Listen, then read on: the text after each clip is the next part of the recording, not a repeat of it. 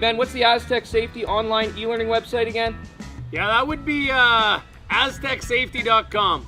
Fire extinguisher and firefighting. We'll send that one to Paul. Now here's a course I should probably take. Conflict resolution. Power line safety. Yeah, I thought it might help me with my line calls. Did you know this Aztec website has over 100 safety courses? Jeez. Aztec Safety online course. Ground disturbance.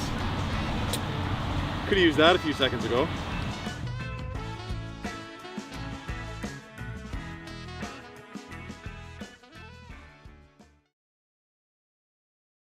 Welcome to the RockShop.net, the official store for the Grand Slam of curling. Whether you're looking for the best hats, stylish clothing, fun toys, or unique accessories, the Rock Shop has it all.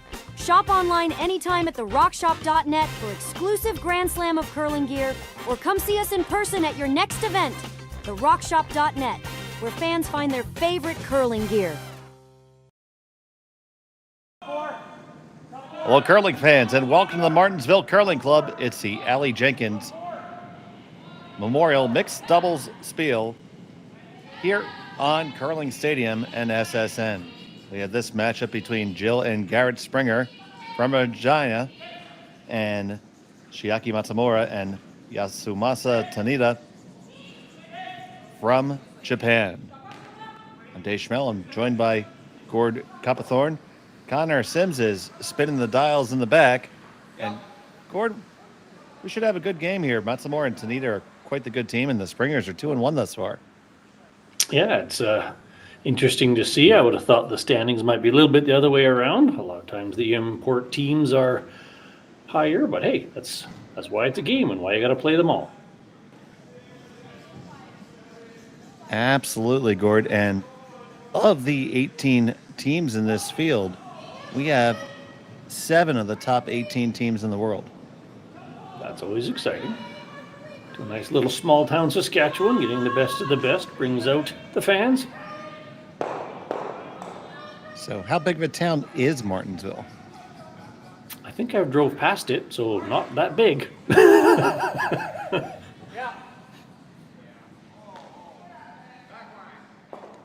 Now, this is setting up pretty daunting already. Yeah, it is. Matsumura and Tanida with the hammer, throwing the yellow stones here. Springer and Springer taking good advantage of a tight guard. It'll be hard to play with that little red rock. Almost too good. It's going to be hard for them to play with it too. That's kind of the fun quirk of this game is you almost have to not overbury your own rock because it can be hard to use it. And you usually need to use your own somewhere near the end of the end. But still scary enough, so they're going to try to move it out of the dead middle. Now the risk is they're calling to make a pocket, and you don't generally want to make pockets for the team without hammer, but we'll see how far they push it. So here's Yasumasa Tanida.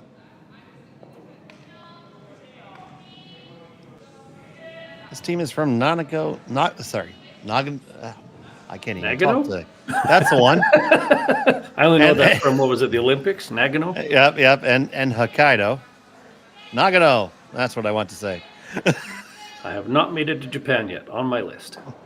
Oh, a spectacular place, lots of natural beauty, especially on the island of Hokkaido, which is the northernmost of the main Japanese islands. So here's a nice gut check moment for you. Freeze would be the default call. Other Springer, was that Garret? He's clearly looking, hey, what can we smash? And you would definitely be able to get 2 yellows out, but you'd also lose your shooter, and that's often more detrimental than what you accomplish. So the freeze to me is the right call. Yeah, it's a lot safer for sure.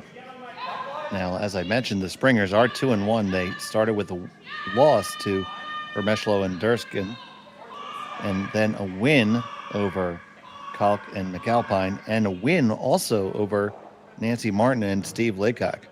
That's a pair of appreciable wins. Kalk and McAlpine are always a team you got to be cautious of. They throw everything at you for 8 ends, and Martin and Laycock certainly have a resume of success. For it to come down to tiebreakers, Team Martin Laycock is looking really good right now because Nancy's covered the pin quite a few times already. Certainly gives you a level of comfort when you know you're the top of the last stone draw. Now, there's been some draws since then, but they were looking pretty good. So now this freeze, you want to stay exactly on that side of the yellow. So that middle red is going nowhere, and it's shot. So this is at least 2 rocks to get it out. That was a very good freeze. And looking at the road for Matsumura and Tanida, they lost their first match against Nancy and Steve, and then took a loss against Remishlo and Dirksen, then got a win against the Finnish team of Immonen and Sipila earlier this morning. All right, this is going to be a angle changer. That's what I call these. You're not throwing it very hard. You're just looking to spread the rocks out a little bit and create a better chance on your next one. That middle red is too well protected, so they're effectively looking to push those yellow ones behind it a little farther out. Give you some wiggle room to smack it next time.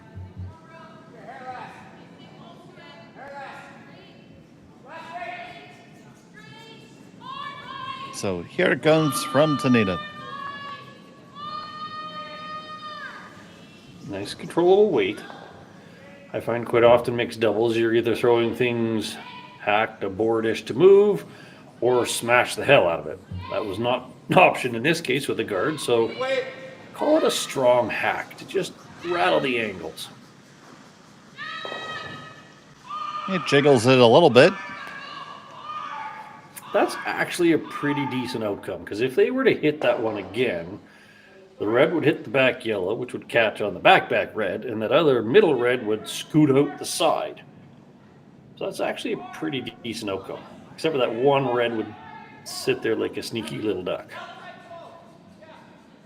And it almost looks like it's possible to hit it by running that one that's on the top 4 in too. Certainly potentials.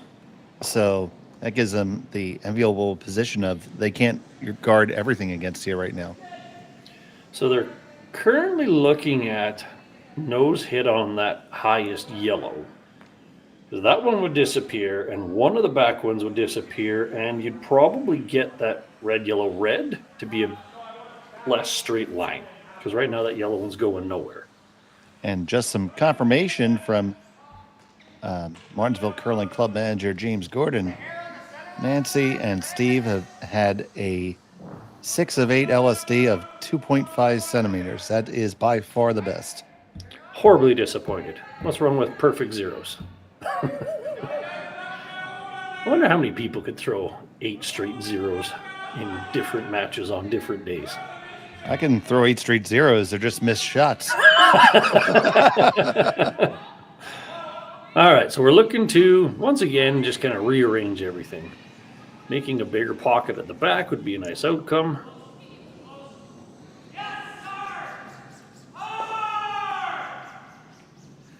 That red is fairly well protected. Is there a way to get at it? I think you could throw board weight and hit the yellow one you just threw right on nose, and you're going to have 4 or 5 yellows to 1 red. Exactly like that. As long as you can curl it to close to nose. So you're looking no more than board. What you wouldn't want to do is get a tiny little piece and roll your shooter off. That wouldn't be or get it right out.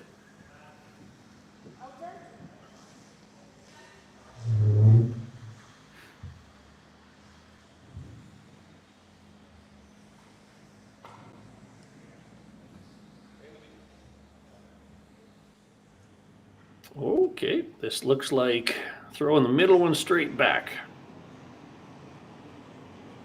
So would you call this more aggressive or conservative? I kind of feel like you could get to it board, but hey, if you're not sure, throw some weight at it. A little less thought and a lot more throttle.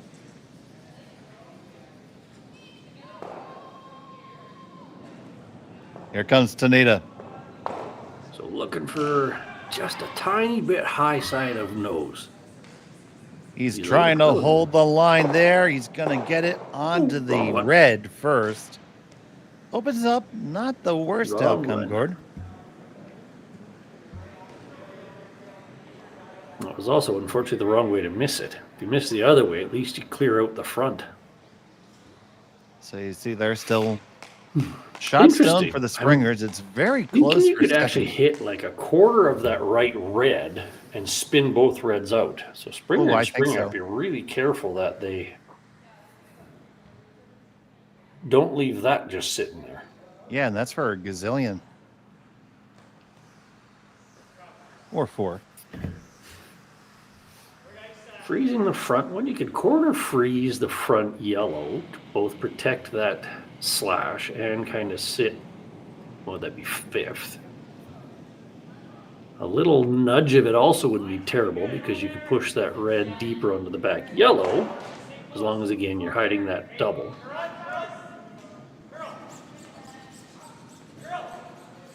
End of the day, the right side of the sheet is the danger for Springer and Springer, so you got to make sure you're covering that. As long as they don't have the double, the worst they're going to do is a tap-tap for a measurable 1. So let's see what they decided. You got guard, you've got corner freeze, you can jiggle things a little bit. Let's see what they picked. Judging by the line, that looks awfully guard, freeze max. Got to be fully in front of your red. Because if you show an outside 2 inches, you're in trouble. This needs to just sit. Don't want to curl too much. All right, so that's decently killing that double. They could send that yellow one straight back. I don't think it would move the right yet red. So you'd maybe get 1. That's that kind of measurable scenario. Yeah, send it straight back. You probably do get Maybe one. it nudges that red on the way by. The angles don't look great for it. Regardless, they're going to give this run back another try. Let's see if Tanida has it in her to basically straight back. Oh. All right, here we go. All right, Chiaki Matsumura. Final stone of the first end. Little inside out, more in the control to normal. Going straight on the car All the way to side. curl. Needs it to come on over, and it All the way will to not. curl. Nope. So that is going to be steal of a at steal least of 1, possibly 2. Yeah, Well, 1 for sure. They seem to think it's decisive, so that must be a steal of 2 for Springer. We'll be back in just a couple. Hey Ben, what's the Aztec Safety online e-learning website again? Yeah, that would be aztecsafety.com. Fire extinguisher and firefighting. We'll send that one to Paul. Now here's a course I should probably take. Conflict resolution. Power line safety. Yeah, I thought it might help me with my line calls. Did you know this Aztec website has over 100 safety courses? Jeez. Aztec Safety online course. Ground disturbance. Could have used that a few seconds ago.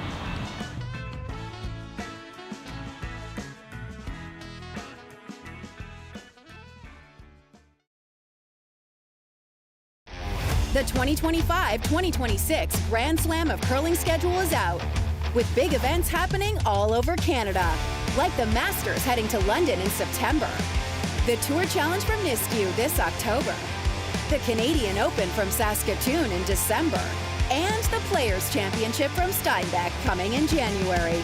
Early bird weekend and full event passes on sale now at gsocktickets.com. Let's rock! And welcome back to Martensville. A single point stolen there by Springer and Springer. Gives them a That's a double, two-stone Dave. advantage. Was a steal at 2, my friend. Oh, a steal of 2. I'm sorry. No, It's the second end. My bad. Dave Schmel incapable of counting, and he scored Coppathorne, and we're happy that you're here with us. Thank you, Connor. Very clear. It's 2-0. And Connor, the sarcastic Sims, is on the production. All right, so that was a beautiful end of mixed doubles. That's exactly what it's supposed to be. Rock rearranging, a couple of harder, riskier shots, and everybody is kind of holding their breath.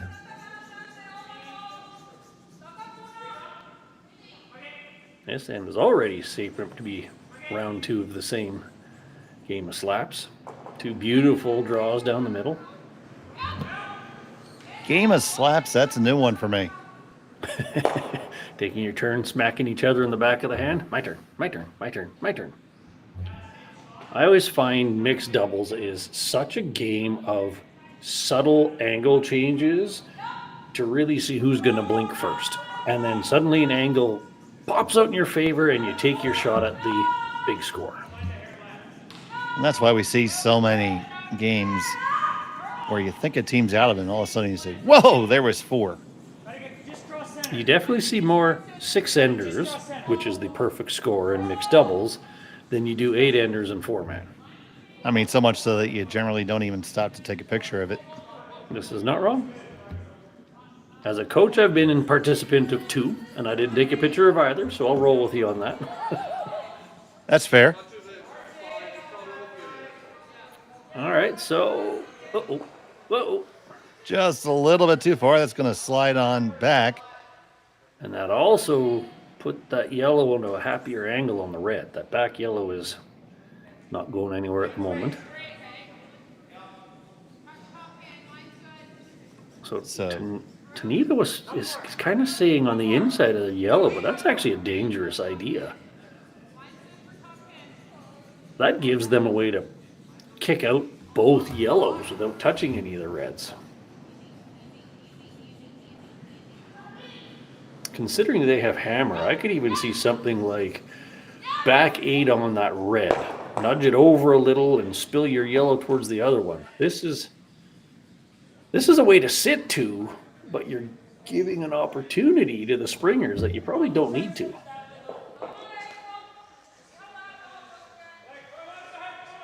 You can even afford to be a little bit higher up, like bite top 4. I'd be uncomfortable with freezing the inside of your own. The run backs aren't a gimme, but if they throw that one straight back, then they're sitting 3 and there's no yellows left. So Yasu kicks out with this one.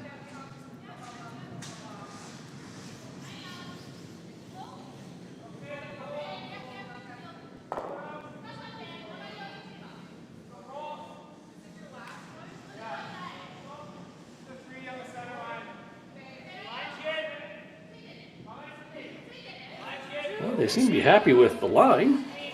And now we're just going to hold it straight just the last couple licks. Well, that's what they asked for. In the world of angles, I'm not sure I'd love it. Freezing it down onto the red one saved them a bit. But you can even see here, the springers are thinking, how do we make an action on this front yellow in any manner to kick the other yellow out? Looks like they're going to come right down onto it. Yeah, you could certainly do this with just, heavy draw to push them around a bit. You'd be perfectly happy kicking the second yellow just half out with a 4-foot, and it's a catcher for things. The interesting thing is the team that's trying to steal wants all the rocks tight to the 4-foot, and the team that's trying to score with last rock having hammer generally wants them spread out farther. It tends to work better for you. So Garrett's going to make a mound visit here.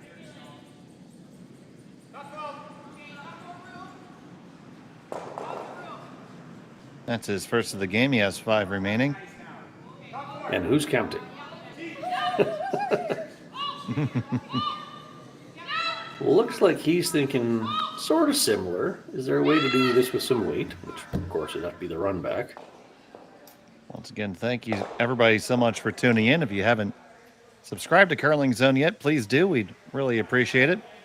And if you're watching over in Japan, either Ohio, good morning, or my goodness, go back to sleep. But no, please stay on with us. Arigato gozaimasu. Thank you so much for watching us. All right, we've settled on Fireball.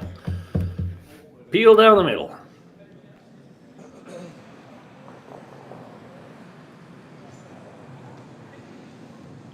Fireball is on the way. It needs to curl up just a touch. Ooh. It's going to run past everything. Half an inch from excellent. And it goes right into the corner. Still not bad, though, because, well, they got to be careful. Those two yellows are so easy to double out. I wonder if they're regretting that choice now. You got to throw a perfect guard, or you need to change those angles. It's my credo, no regrets. Did you see that movie, We're the Millers? No? No. Oh. It was funny. The guy from The Hangover was in it. The guy who was the guy who was the dentist. So yeah, it was funny. I like what they're thinking here, which is guards too hard, not beneficial enough. Let's change things up a bit. And kind of what I was saying before, if they spread their rocks out, then they're in a better position to score at least a pair. There's a lot of ice for moving rocks around. We've been getting a lot of finish here, but I do agree that's an awful lot. It would be nice to be, I don't know, what would you call it, 3/4 on the high side of that top yellow, just to chap it to that back red, basically.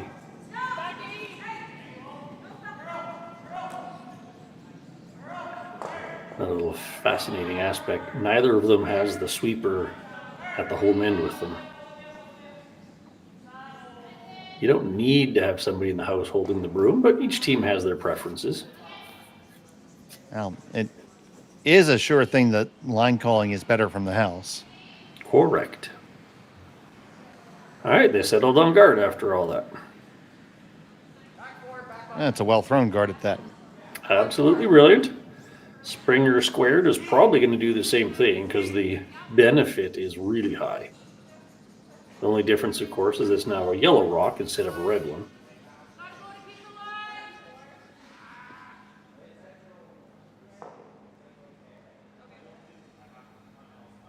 Given that yellow's sitting too, it's hard to pick something else. Yeah, it really seems like the only acceptable course of action. I can't imagine there's enough curl to play anything with hack. At the best, you'd chip a chunk of the front yellow. That's not going to give you a particularly good outcome. The upside of the peel, because you got 2 rocks left, is it also forces Matsumura to do it again. So you basically burn a rock. But play into the 4-foot is where they're going.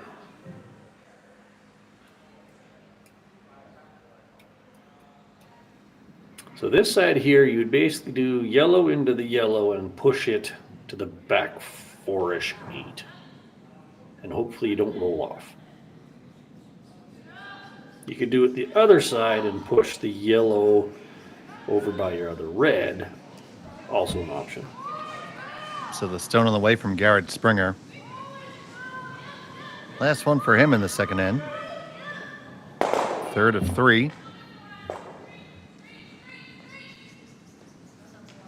Sweep for some weight. They like the line. Gonna be really close to the guard. Do you squeak by? Woo. No, you just chip off. Now stay awake and stay with it. Stay with it. Oh boy, is there a triple on the Reds back now? I don't know. Well, in the world of good and bad misses, that wasn't a good one. So that would go in that bad bucket. The bucket of bad. File it there.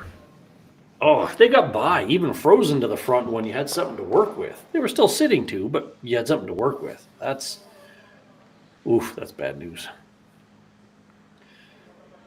I like what their brain is at with freezing onto their yellow one. It's kind of a setup shot, but still leaves the Springer smash to bail out. The triple, you got to get that, what did you call it, about 3/4, so your shooter's going to roll pretty far. To do the triple, you probably lose your shooter. Right. And then the shot back, Springer smash, kills 2 more. Yeah, and that back red one's not actually hurting you any.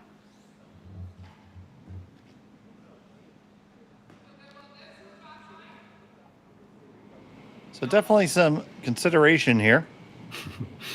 I wouldn't be against moving the red one. You don't need to hit it hard. You could freeze your own on the right side, kind of get into the three together. And then that triple looks really juicy on your last one. Just through. Pretty much put your yellow somewhere in front of all that and you're likely in good shape. There you go. That's, they'll call him the best color commentator on Curling Zone for nothing, folks.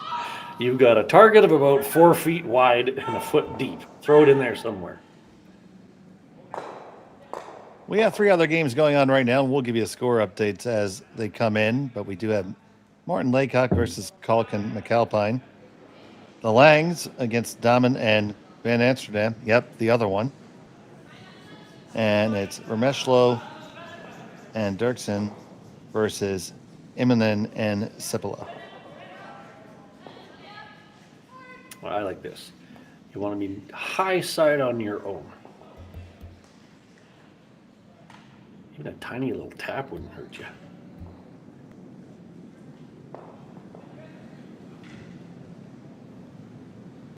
So Yasumasa Tanida with it on the way down.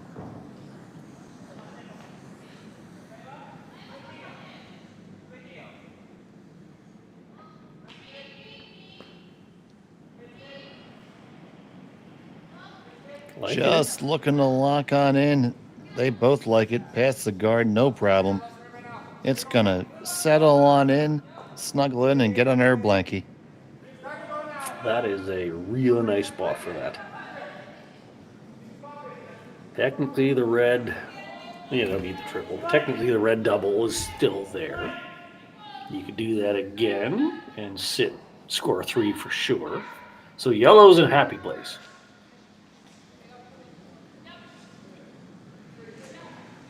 If I'm red, I'm wondering what I can freeze to and only give up 2. Freeze to the one in the back, maybe? Except for you hit the yellows in anyway, and that red one naturally pops off. Right. You can't get close enough above the L of Flynn, or fly on, or whatever that word is. I'm assuming it's Flynn. If you could cozy it into that little, right there. But you need to at least be third.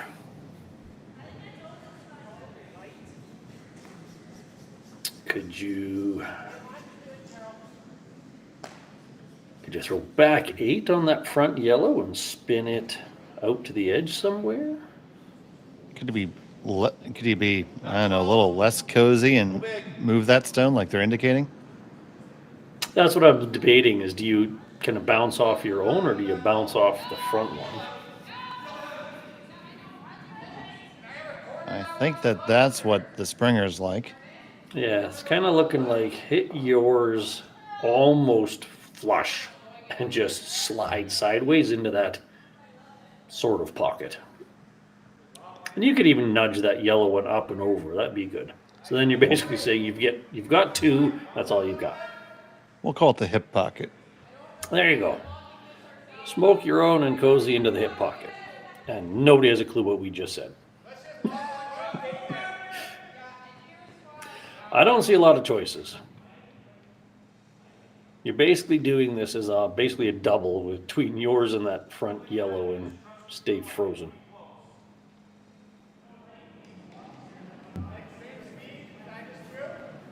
So tough shot here for Jill Springer. They're in a bit of a pickle here in the second. Her last. plenty of weight. No sweepers. Yep, That's the scary. die is cast. It's going to be what it is. It comes over the 016 off their own. Oh, nice shot. Oh, and that locks on pretty well, Gord. That's about as good as they were going to get.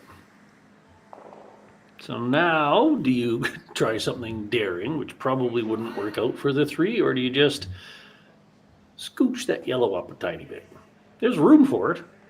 The 1 foot tap. Yeah, I think you just tap that up there and you get 3 right there. There's no risk. Other than doing it way too heavy, but let's assume they aren't going to do that. Because you can nudge your other one a little bit. Mm-hmm. So there you go. We're going for the 1 foot quarter rock tap.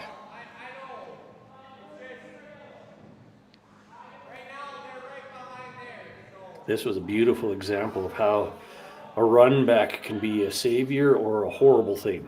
If they made that run back, they were in great shape. They missed that run back, and then, Matsumura and Tanida just hung them with it. Matsumura with her final stone of the second. They sit 2. Just looking to tap up for a 3rd. On the carve. This does need to come over a good way. Now it does. Did they overcarve it? No, I think they did it just right. And there you go. That's 1, 2, 3. Count them and hang them. It's a 3-2 lead. We'll be back from Martensville after this. Developed over a decade in collaboration with the finest ice makers this side of the Atlantic, the Pebblehead PB5 is nothing short of a triumph of sophistication and craftsmanship. Weighing less than half its lumbering copper predecessors, yet boasting 10-fold their durability, the PB5 delivers perfect, consistent ice, time after time. The PB5 by Pebbleheads.com, the apex of ice-making ingenuity for the roaring game of curling.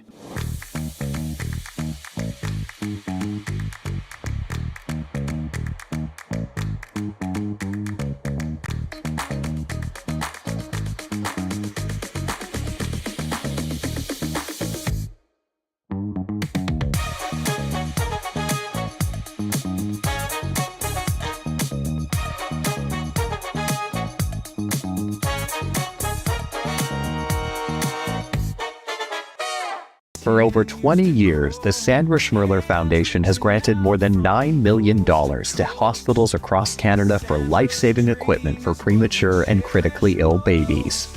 In the past 4 years alone, $4 million has been granted thanks to the curling community's incredible generosity. The need continues year-round, and with your help, we can ensure every baby has the chance to grow up and become a champion, just like Sandra. And welcome back to the Martensville Curling Club.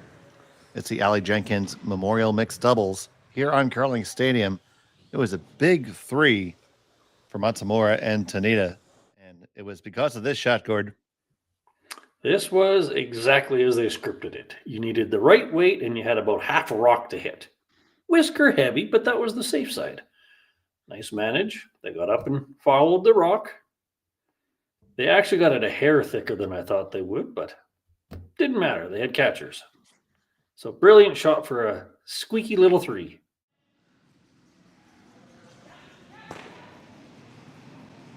So here we are coming back. The Springers have the hammer. That first opening draw by Chiaki did not exactly get to the face there. And the follow-up by Jill did not exactly get deep enough in the house. Ooh, that's a double haunt shot. That's kind of what we call it the Bermuda Triangle. You don't want to rock fully under the guard and not biting the forefoot, because it's basically now a double guard for your opponent, and they're going to drop another one in the forefoot. You just got to let those ones die and at least have a half a rock you can chase or something. So anyways. Right. Yeah, I fully agree with you. That's a standing rule if I'm skipping. If I call for a 3 guard, if it's not going to be a 3, I want it top 4. Yep. Make it something worth guarding later. So now Tanida here has a freebie to put one on their own, top of the button, and Springer Squared's going to be chasing all end long. So this is the key shot early, the first from Yasumasa.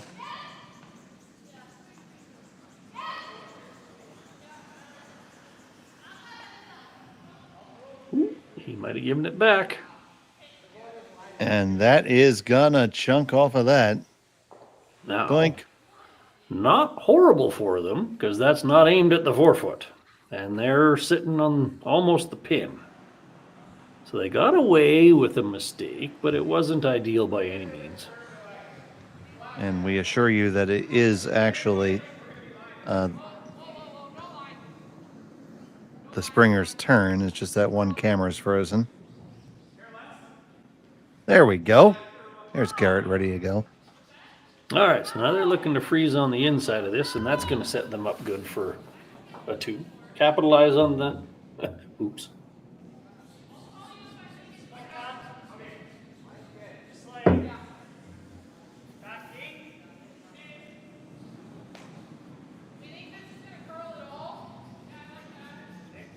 Such a game of mistake and counter mistake. When you only have 5 rocks to throw, it compounds quickly.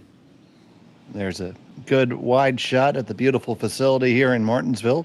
Nice 4-sheeter. Springer gets this one past the guard. Now trying to carve it in with the last few strokes. And that's going to be right there on the corner and on the pin. Yes, excellent, excellent. Now we're back into the trading taps and jiggles. Yeah, I like the out.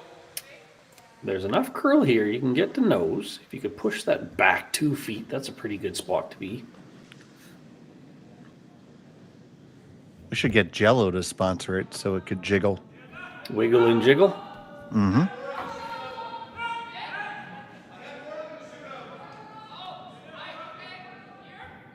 I wouldn't even be against being light here. If you're frozen to that red one, not an easy way to score 2.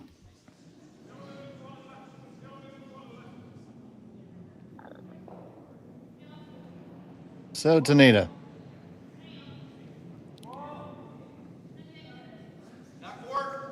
Comes on up and hops on it. This looks light and narrow.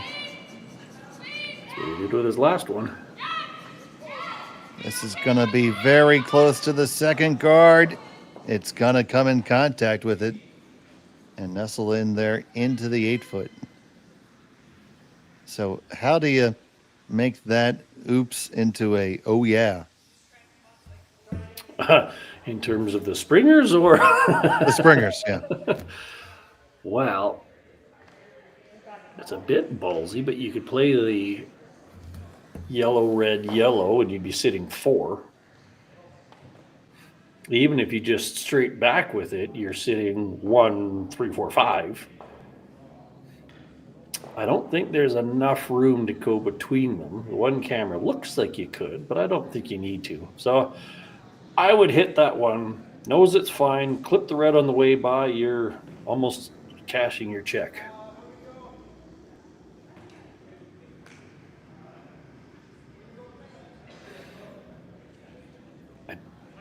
Not sure I'm in love with the weight they're looking to play. That looks like they're playing a significant amount of weight. Generally, as a rule, I advise people to do things with like 11 or 8. 11, you can jump up, chase, manage. Your rolls are easier to control. You got to keep your shooter. Or 8, you just move a bunch of rocks. This seems more like a 10, 11 kind of shot. Even if the yellow only scooted to the back 12, you're still in a good place. Anyways, they chose a little more than that.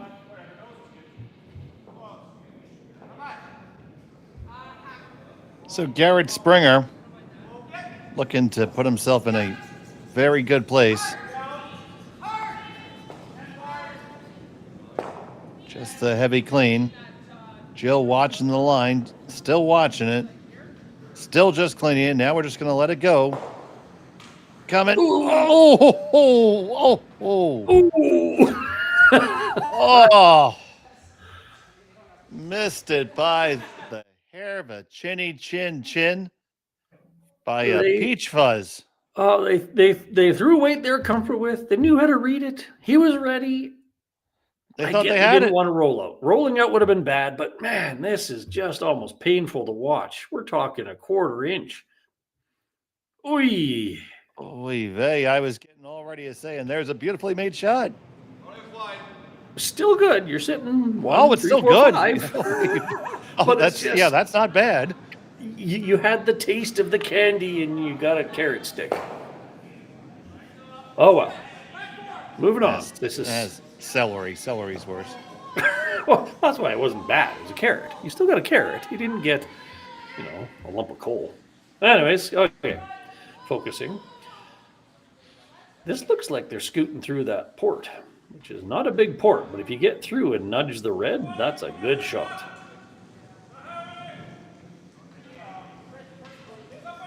So Tanida, be audacious. This looks guarding weight. This looks very guardish. Oh, considering the shot that Springer's just threw and barely missed, a guard is a dangerous call. Well, they were trying to go through, just light again. Little case of the lights. They got a bit lucky. They scooted up to be, what's that, fourth? Yeah, it does count the one for sure. Curled enough that it's not an obvious one to hit.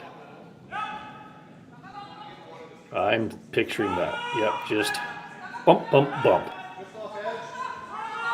Just off edge. I'm thinking like hack. They're clearly thinking more.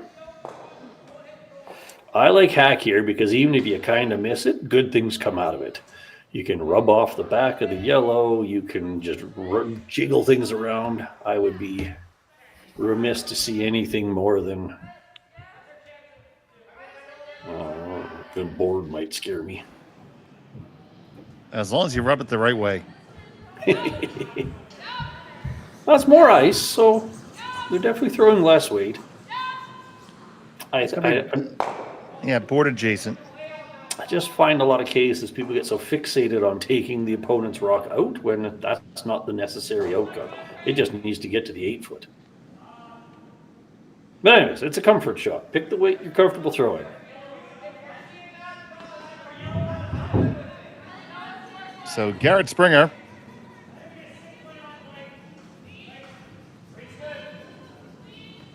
Once again, up and ready. He is up and ready, still up and ready. Still ready. Now on the carve. This one is way outside. They do get away with it. But did he leave that bailout draw? That actually might have worked out really well for them. If that front one had rolled just a tiny little bit less, you'd have been happier. Can you get it around the yellow to freeze?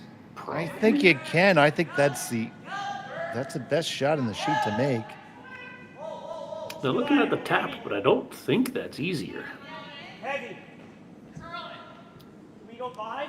Yeah. Hammer. Yeah, I don't think the tap's easier. I'd agree with you. The only upside to the tap is you could push a red out of the 4 foot, but you're kind of pot committed to welding on that back red now. Well, it looks like they're playing the tap. It's pretty much straight back. So Chiaki, Matsumura. Now come and have a mound visit. Mound visit. Well, the danger here is with the tap, you still have to basically end up frozen. You can't bounce off of anything. So the mental math is tougher because you're throwing like back 8, back 12, and got to get the line right, and got to get the sweep right. The draw, if it'll curl enough, is easier because you should know how to draw the pin in mixed doubles.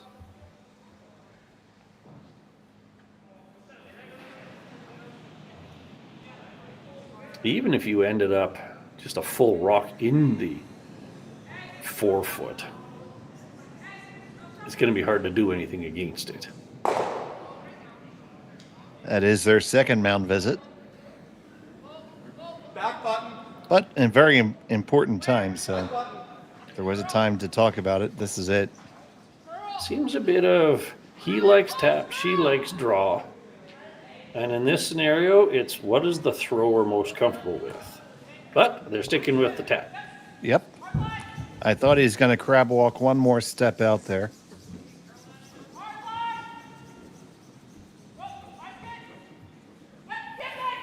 You had to be a curler to have that move in your repertoire. All right. So here we go. They're looking. 6 foot tap. Yep, they're looking for the tap. They had to tap it right to the button, on it, hard for the line. Now we're off. We like it. Back and forth. It's really close to good. Promote it up. Got to get past it. Doesn't come far enough. That's not bad. They lie second. That was nice. Now, is the yellow-red aimed at it? I think it just might be. And you got the drag working with you. You'd be hitting the right side. A lot of room there to drag, I think. I'd be trying it. How can you not try that? Oh, anytime it's something like that for a gazillion, absolutely.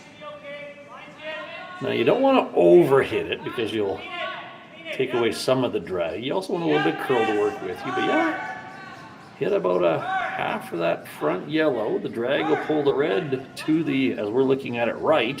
And you should get at least a half of the yellow one. So this is a huge shot and a huge opportunity. Yeah, this is back to the candy bucket. This is a shot you want to try every day. Sit in one, chance for 4. She's going to dig all the way down to the bottom, find that good stuff the neighbor was hoping the kids wouldn't get.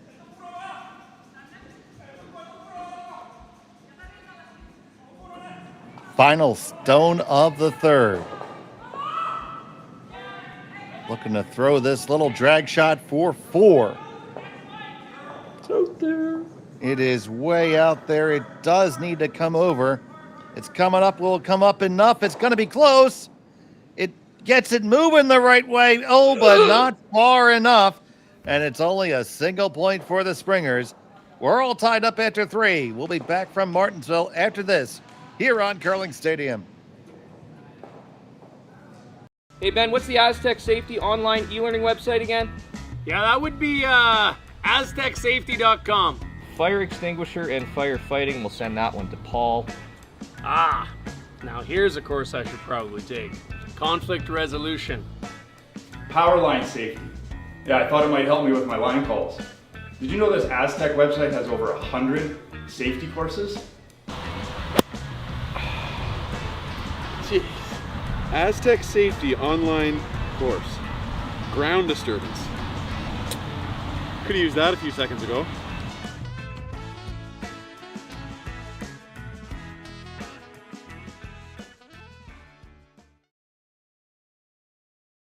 Developed over a decade in collaboration with the finest ice makers this side of the Atlantic, the Pebblehead PB5 is nothing short of a triumph of sophistication and craftsmanship. Weighing less than half its lumbering copper predecessors, yet boasting 10-fold their durability, the PB5 delivers perfect, consistent ice, time after time. The PB5 by Pebbleheads.com, the apex of ice-making ingenuity for the roaring game of curling. Welcome back to Martensville. It was a really close effort there by the Springers to try to score a big end up in a single point. Oh, it's so... You got 2 big misses out of Tanida with those late draws, and you only got a 1. It's kind of... How do you not feel a bit disappointed? Absolutely. I don't know if Connor has that one in the replay can, but love to take another look at that attempt. Oh, and how much are they not kicking their ankles for missing that? I guess you call it run back on Garrett's. Oh yeah, I mean that was a key opportunity there. Here's another look at it, Gord. So she comes out, has plenty of weight, but she looks like she floated it a hair. So they had to wait, and they had to wait. And then, okay, we're going to try to get some curl into it, but you still need to get into the break. And it sure tried, but they needed a decent chunk more of that. It was certainly there, but just not quite enough weight. So that first draw comes to the top 4. And now Matsumura with her stone. These are always kind of sneaky when there's one sitting at the top 4 like that. Do you corner freeze that one? You try to scooch past it and corner freeze your back one. There's opportunities in both setups. Oh, there you go. Chunk it over. That's all fine too. There's that whole spread the rocks around. That's usually much more advantageous for the scoring team. It's nice that they have enough curl here that they can play that kind of shot. Yeah, it's been good ice conditions thus far this weekend for sure. All right, springers already are thinking, I'm not loving this. Got no choice. Weld another one in there, a little better. Try to make it more better. Be more better. That's the catchphrase of the U.S. girls team I coach. Be more better. They hate it when I tell them that, but it works. I have a friend of mine and former member of my club and actually one-time color commentator on Curling Zone who would just say, be better. I just have to make it grammatically challenged with a more. Speaking of which, don't you wish that was 2 feet more? So that your other red was a valuable shot? Because it was too heavy for a freeze and too light to keep your other red relevant. The dreaded in between. Man, if Matsumura and Tanida keep just spreading those rocks around, they might have a shot for 3 or 4 just all of a sudden appear out of nowhere. Almost feels like a power play when they spread out like this.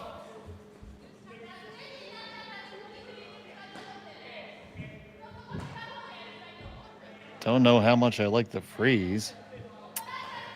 The upside to the freeze is it's kind of a setup to bring those other yellows into play. The downside is it's giving the Springer squareds more freeze opportunity. So I think I would be moving that red one. Even if you kiss that yellow, it's not going to hurt you. Put those 2 reds near each other. This looked like ice to move it just a skosh. Already on the carve. This is a little more weight, I think, than they bargained for. It's got to get up there. And get up there it will. Where it's going to hang to. It's going to hang 10. A hair thicker, but that's still decent. Yep, right there, the outside edge, at the edge of the 10-foot circle. Ooh, Springers are switching gears into defense. I think you have to, Gord.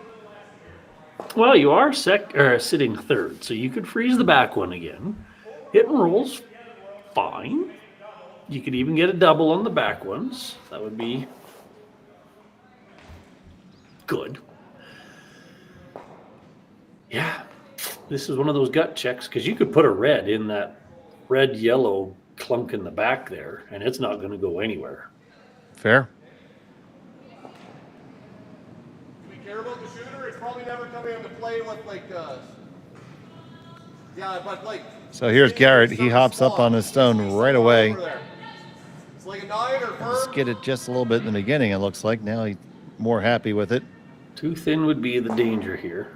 Getting the 1 and the 2, a nice downweight double and a beautiful roll. Great shot by Garret Springer.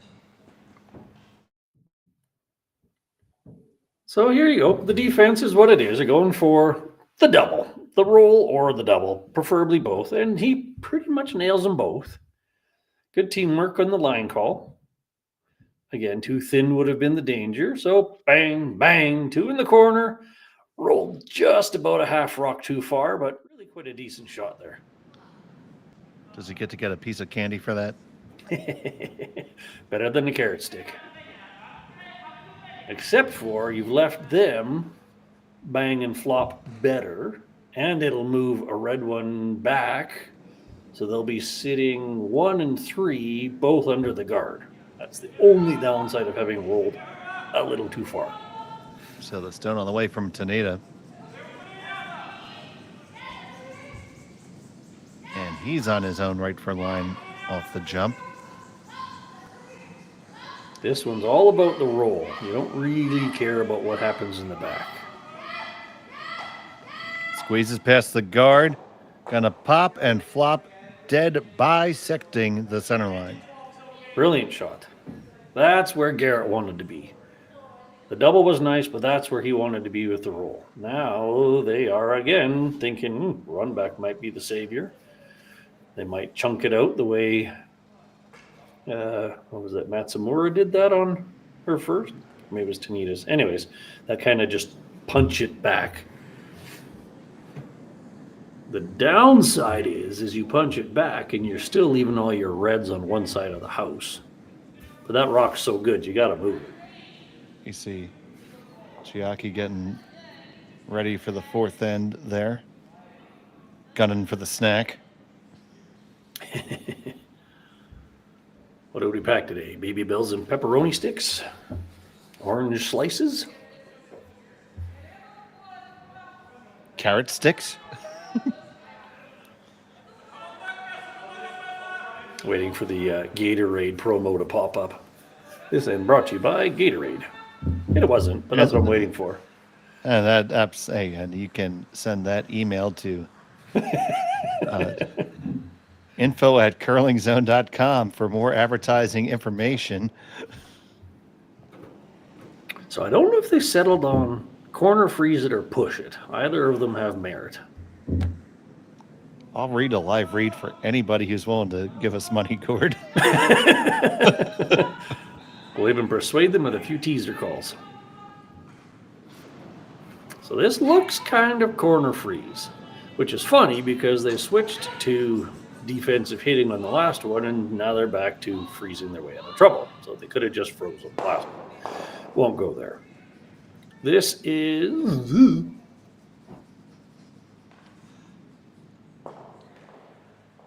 Just a skosh too heavy. But not terrible. No. They left yellow sitting 1, but that was pretty much going to be there no matter. Can't get to the inside of the red with any kind of weight, so it's hard to move it. Well, yeah, I mean, you could move it out of the scoring area probably from the intern side if you decide to get really up close and personal with the guard. Mm-hmm. If I'm yellow, I'm thinking, how do I leave myself the draw for 2? How do I give them something they have to deal with, and I'm hopefully going to have the draw left? I'm not sure I'd do it now, because you might leave a double, but there's also a lot of catchers, so I get that. Corner freezing the red one cuts your own draw off, so then you'd have to go with the out turn. So, yeah, freezing your own, it's got potential. Yeah, it doesn't seem like a bad choice. Even maybe a bit on the high side so that if they hit it, it would push into that back red. That would be...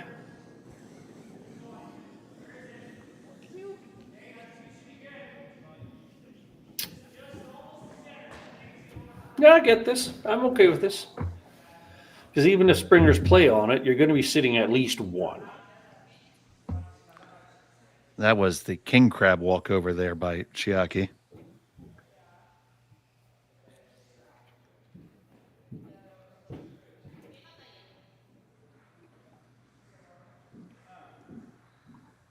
All right, freeze your own. Springers will be baited into hitting something.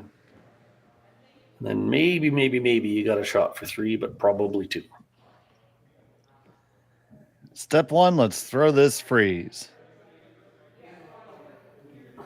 Yasumasa Tanida with his final stone of the end.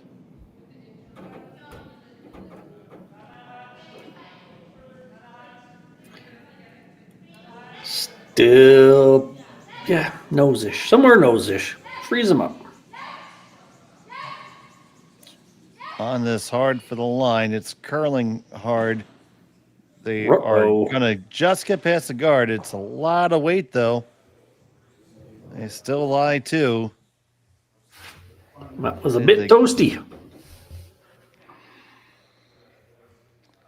I'm not. You Can you ever hit the living daylights out of them and make it all fly? I'm picturing a triple all day. If you hit kind of a third of the rock on the right, catches the back yellow, goes over top the red, that yellow goes back off the other one. Not sure. Not sure you can get past that guard because you really got to get to. Well, no, it's because you got to get a third. That's right. Daring. Worst case scenario is you give them a chance for 2 because that back yellow one with weight should bounce out past those 2 reds. Yeah, the only thing you can't do is wreck, and you can't flash. Yeah. Now you could hit this front red one, take out 1 yellow, and that's if you might get and you might be able to get a cutesy little spin up and lie shot.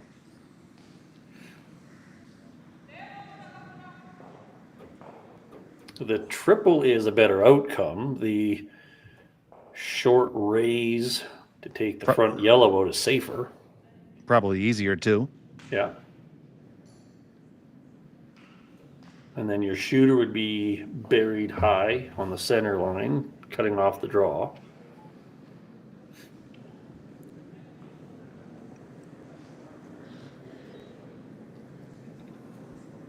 Kind of a preference shot at this point. So we'll find out what the survey said. I'm curious with the triple if the back, like the middle yellow, just kind of stuffs. Because if it does, that wouldn't be good. I do kind of think it sticks, but yeah, and then they got to draw for 2, which is pretty much the same outcome as the slash on the front one, a shot of some sort for 2.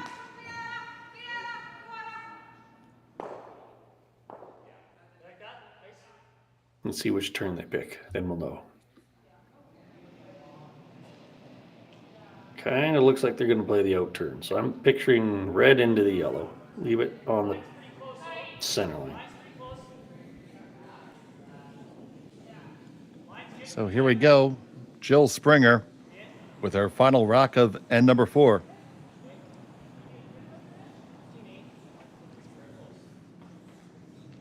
Now you either want your shooter to stay high or get completely out of there.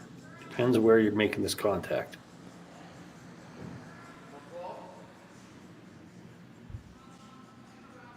This is turning nicely. Needs to come up just a skosh more. It does spin up, and that's a pretty good angle. They are shot stone right now. But is that little crotch shot there? Mm-hmm. Mm-hmm. Yeah, I wouldn't have been playing that to be shot rock. I'm actually wondering if there's enough curl to get to the red one with back 8. That's what I'm thinking. That's got to over curl quite, but that's a high guard. Well, reasonably high. Safe shot is yes, come off your own and kick that red one sideways. But I don't know if this was the, I don't know. If I was a little daring, I might try to just push that red one 2 feet, and then you get 3. I'm pretty sure that's what they're doing. Let's see what weight they pick. So here we go. Final stone of end number 4. Chiaki Matsumura. Ooh, up quickly. To brush it right away.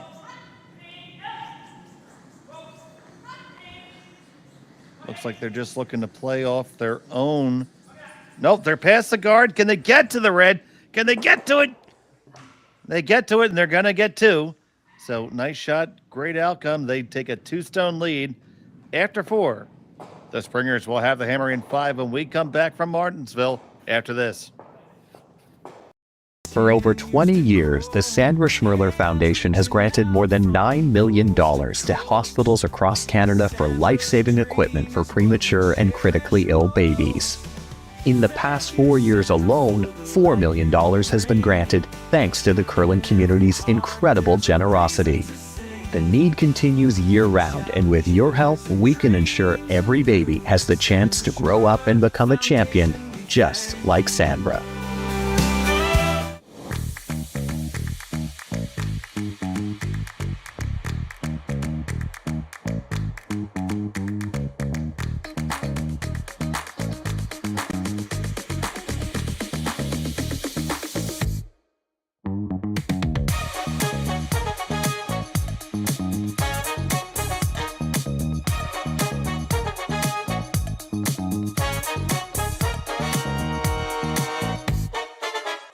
Welcome to the RockShop.net, the official store for the Grand Slam of curling.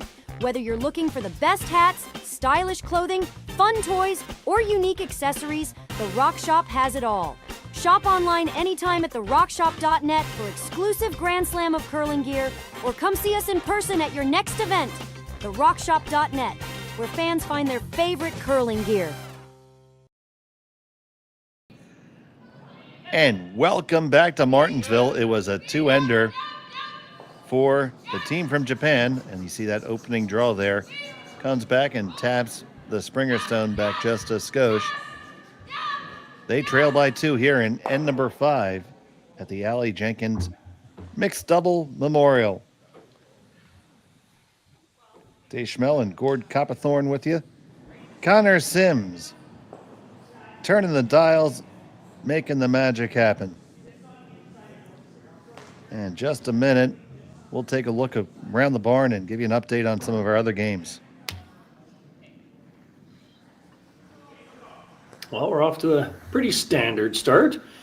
Freeze the back, freeze the freeze to the back, except for this is going to be in the Bermuda Triangle. And we're doing that again. So if they'd have left that one a foot short of the house and mostly open, you can use it. You put it there, and it's even hard to tap it into the 4 foot. So that's like 2 feet too far. So over there on sheet 3, right next door, we have Rameshlo and Dirksen trailing by 2 from Immonen and Sipala. And, well, that was a lot for the Langs and not enough for Damen and Van Amsterdam. That game is over after 3. And over there you see a barn burner between Martin and Laycock with that big steal of 3 by Martin and Laycock to bring that game in there. Deuces for Calca McAlpine. So great game over there on sheet 1. But we got a nice one over here too, Gord. Indeed. It's been a lot of fun. Every end's been something exciting.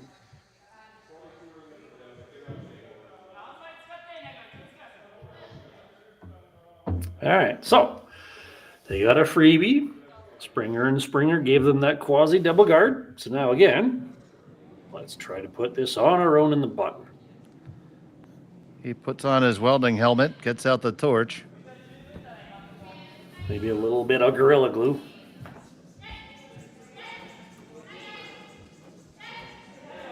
That stuff's pretty good, Gorilla Glue. I settle for duct tape most of the time. I'm Canadian. So this one you want to leave off. You want to be high side. Okay. That's pretty. I think you get away with that, buddy. Yep. That's success. I was afraid they were going to cross the nose again, but nope, success. And we're into the chase. Fun little fact. Kind of been tracking it over the years. on the first rock, if one team clearly outthrows the other, as in this one here, you'd give Japan 4 for theirs and a 1 or a 2 to the springers. If you outthrow on the first one, it's about a 65% chance you're going to score or score big. It's a fun fact of mixed doubles because it takes 2 shots to untangle that mess. And you only get 5. Exactly. It takes at least 2 and you only got 5. So now you get into chasing. And chasing is a horrible feeling end after end after end. Another fun fact, there's about 25 different flavors of Kit Kats available in Japan. Twinkie. Whew, if they'd caught that red one, they'd have released a lot of pressure. But it still comes in, and that pressure remains, and they're going to try to dial it up again. So just back with the straight guard here, eh, Gord? I would go guard, let them run it again. Probably guard, let them run again, and then freeze back on my own with the last one to be 3 in a row. On the assumption that the run back doesn't succeed. That middling red in the top of the 12 is such a nice second guard. Obviously, you can crisscross it and smash things in the middle, but that's just kind of a risk you're willing to leave.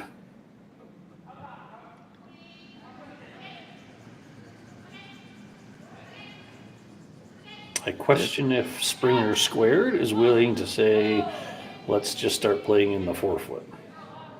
And this is a bit tighter than I was expecting them to throw. I think they might take one more whack at this, because if you catch it, run over the top, it might be able to run your own red in there too. Do a lot of shifting and shafting and jiggling and jostling. As long as you don't get high on it and just go ba-bang. So yeah, you got to be over the red one, even if you just straight peel. You'd be really disappointed with yourself if you put this almost straight back into that red.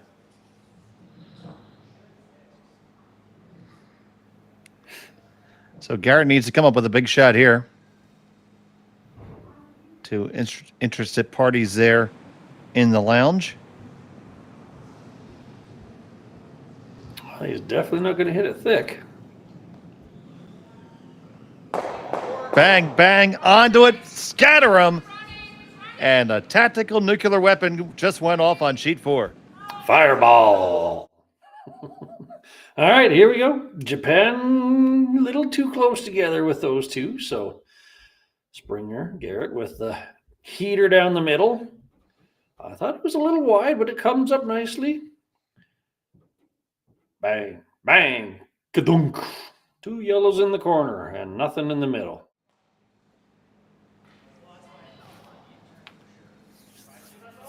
And back to square one. We might get an opportunity for an elusive blanked end. Well, you don't want to do that in doubles, though, do you?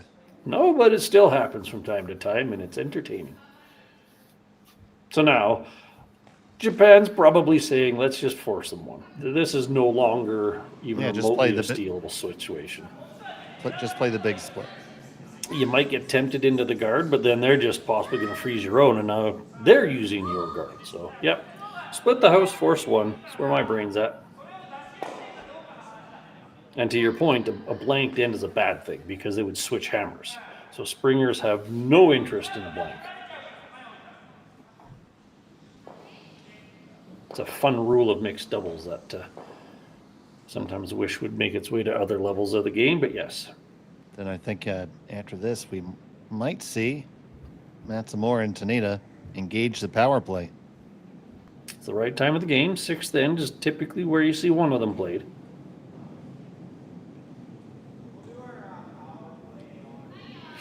Up 1 with hammer, power play in the 6th. That's a great position to be in.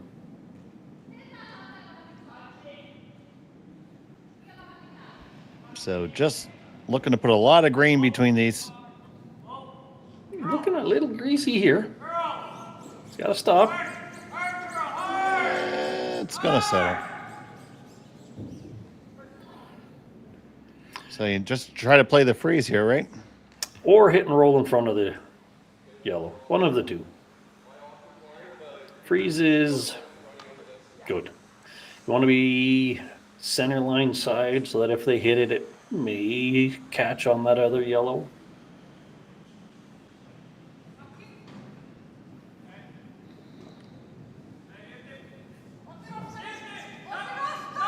I don't know how lively these rocks are, but it's hard to throw a freeze that can't be doubled out. So that's why you think of that yellow one might come into play. We had in our last draw something that appeared to be just about the most perfect freeze ever, and it was able to be cleared. So they are lively stones. I'm not saying you can't make the freeze, it's just, it's got to be that good. Mm-hmm. This looks a little warm. Looks not frozen. Kiss of death.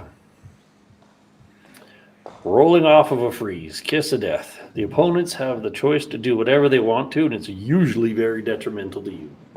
So in this case, luckily everything's under the T line, so they're going to hit and roll over in front of their own, and they're going to have basically a gimme draw for one. That game's 3.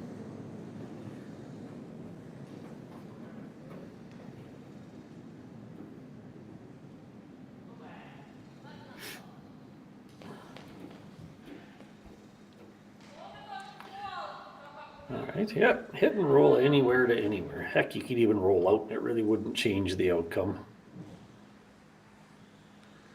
See rock, hit rock. Springers have 1 rock left and they don't want to blank.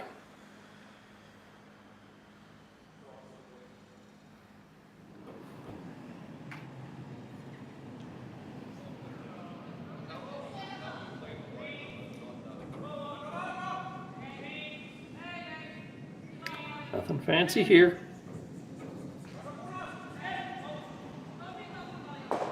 Plunk. She saw it, she hit it. They were kind of thinking, hey, it'd be nice to roll in front of our own, but again, everything's in front of the T line, so they were going to have the choice of draw or hit no matter what you did. You almost wanted to goad them into the hit for a potential oops.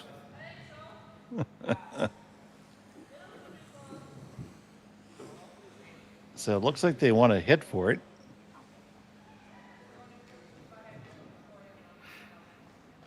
No, relatively safe.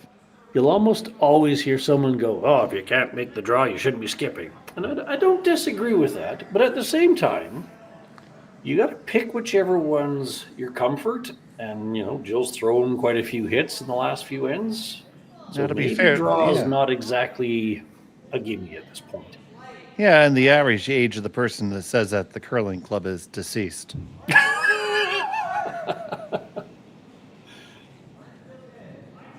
I would say the draw is statistically higher likelihood, but a hit and stick is also a fairly high percentage. So comfort does come into play. And especially here, you could even catch it on the wrong side and have a little catcher there. Final stone of the 5th end. Just need to hit and stick for a single.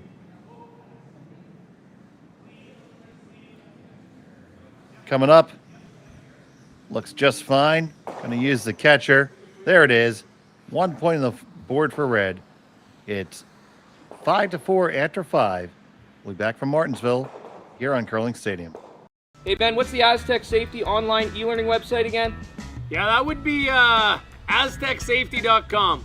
Fire extinguisher and firefighting. We'll send that one to Paul. Ah, now here's a course I should probably take. Conflict resolution. Power line safety. Yeah, I thought it might help me with my line calls. Did you know this Aztec website has over 100 safety courses?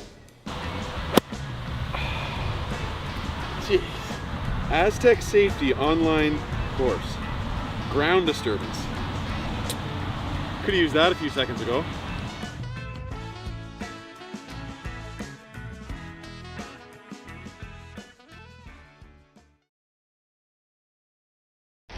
The 2025-2026 Grand Slam of Curling schedule is out, with big events happening all over Canada, like the Masters heading to London in September, the Tour Challenge from Nisku this October, the Canadian Open from Saskatchewan in December, and the Players' Championship from Steinbeck coming in January.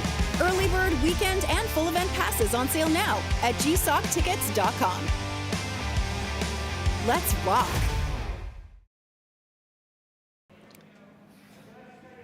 Welcome back to the Martensville Curling Club, and this is the Aly Jenkins Memorial Mixed Doubles Spiel in her loving memory, sponsored by the local flooring group. We're back here. It was a single point for the Springers. Chiaki Matsumura and Yasumasa Tanida have a one-stone lead with Hammer here playing in end number 6. And Gord, it is time for the power play. What was it? Super duper awesome power play? Super crazy awesome power play. So, interesting. So, you have to pick your defense. When you're down, you typically throw the center guard. When you're up, you typically go after that corner guard or chop it off. So, that is a really nice center guard. They did throw the good center guard in. Like you said, if you go after the corner guard, I've taken to calling it the push shot as opposed to a tick because it's a lot more than a tick. That's fair. We call it the reverse tick, but a push is not bad.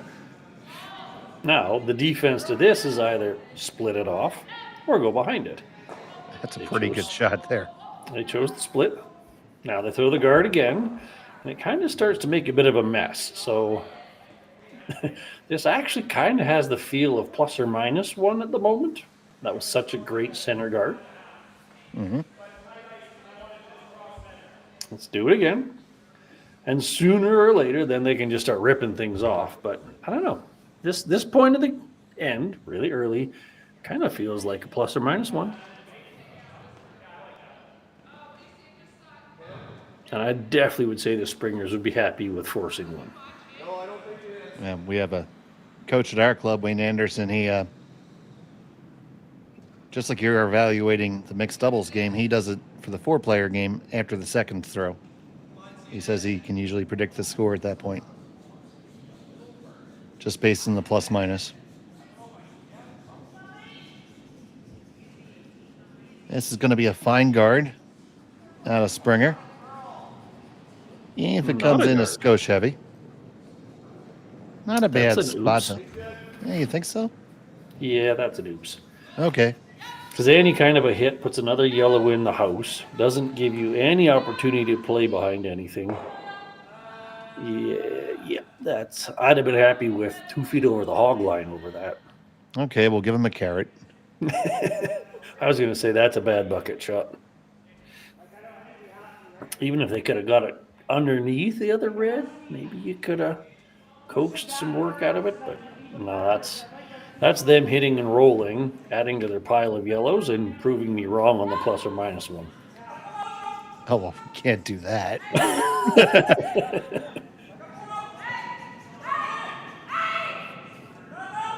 See what Yasa comes up with here.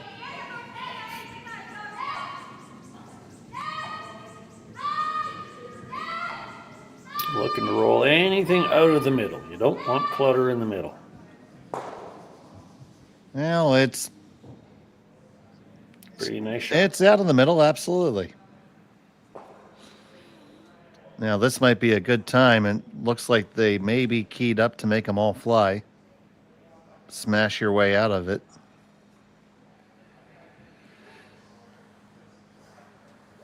Yeah. It's close to going, I'll tell you that much. Yeah, you probably could get them all spinning and moving, and your shooter would roll possibly under the other one. This just sounds like a grip it and rip it shot, honestly. Fireball.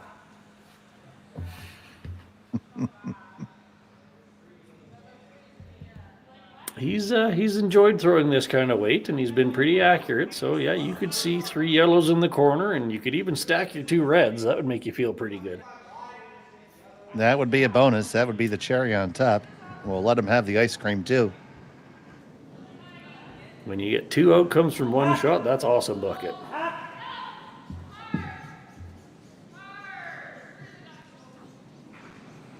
So Garret Springer lets it fly. It's going to be what it's going to be. Let's see. Ooh, 1, thin. 2. Oh, just over the top. You only get the double. Too thin, too thin. So close, Gord. It was. He pulls. He lets it fly. You wish you'd have had a sweeper. Like, you really just need to milk it a little bit. But all said, you got rid of 2.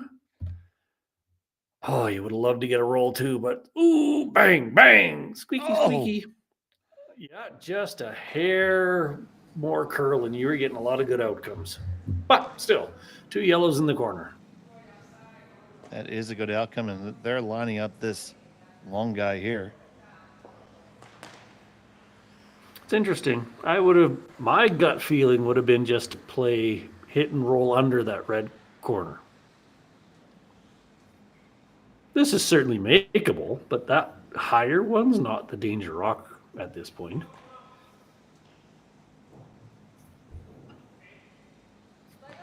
And after she does the hokey pokey around it, lining up the angle. And flaps her hands. That's what like it's the chicken all dance. about. All right.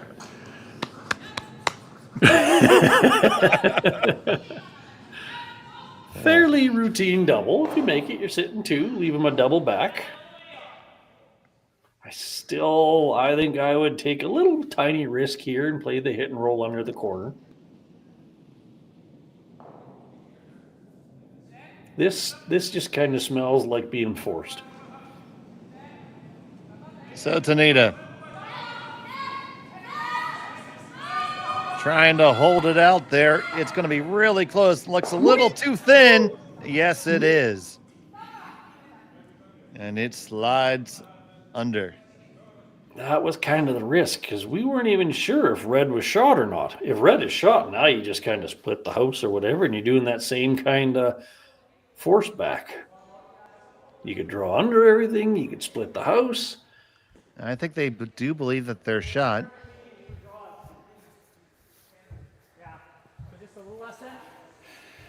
A little piece inside of me is crying that they didn't just play the hit and roll and put the pressure on.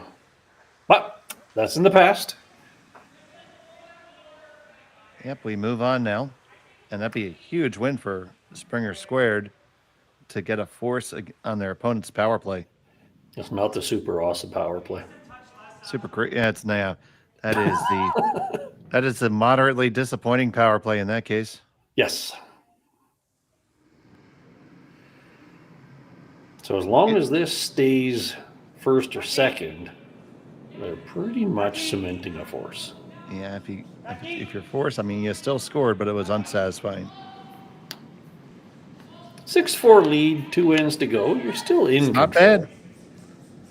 You have 1 power play to defend against, which will probably be the next end. Yeah, the Springers were probably going to come with their super crazy awesome power play. As opposed to the disappointing, sad, melodramatic power play. Mm-hmm. If you're watching earlier in the morning or earlier yesterday, you get the joke. I just like the ring of it. All right, nose hit, B shot. Then they cross their fingers, hope for a miss.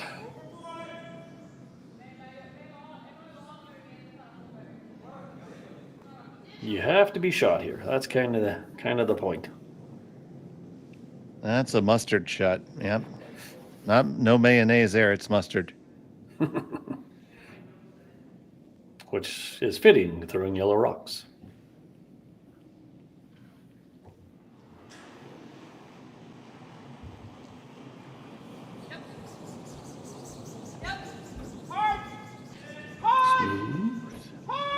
Nice release there from Tanida. Stone on the way down. He's just going to give it a few quick licks here. Looks like no problem. Hit, stick, roll in, just a skosh. Now, do they get really cutesy and try to roll under their own? Why not, right? Well, you have to sit there. You have to count. Yeah. You got to sit 2. Because even if you roll, you're under the T line, so they're still going to have choice of hit or draw.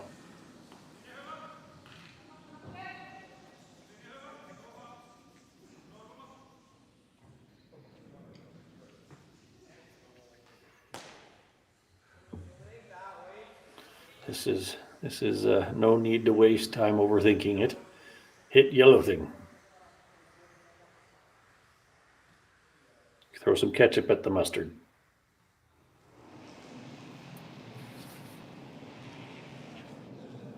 And this is about, I don't know, the 10th hit in a row for Jill, so. You're saying she has a good idea of it. In terms of last rock, yeah, she's thrown a few of these. 3 inches of ice, decent weight, clunk. It's the power of the poofy coat.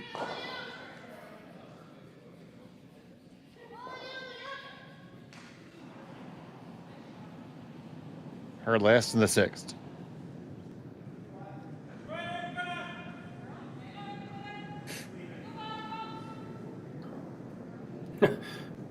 Fixing her broom as she slides along, must close. See rock, hit rock, done. Plunk.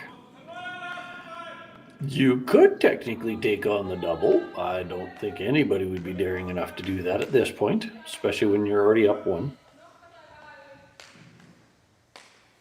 We're all running on the assumption that red is sitting 2. Well, I think they are too. Or else people have had a massive lapse of strategy. All right, once again, see rock, hit rock, don't roll out. Your mind is pretty simple, isn't it, Gord? Well, considering the first 4 ends were a litany of angles, precision, and tappy, crashing, clunky, cheeky, this is black and white. Smack rock. Final still of the 6 needs a hit and stick for a single. Off and on, just walking it down. She's got it, no problem. A single point for Matsumura and Tanida.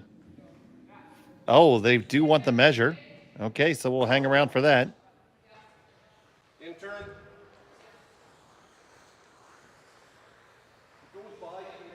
So we're going to have a measure here. Might as well. You never know if the rings or the pin are ever so slightly off. So it turns out they have 2 different micrometers here. This is the CCS one with the big TV numbers on it. It's almost like Connor could zoom in on it or something. Probably not at the overhead. Well, he can, but I don't think that camera does at that particular moment.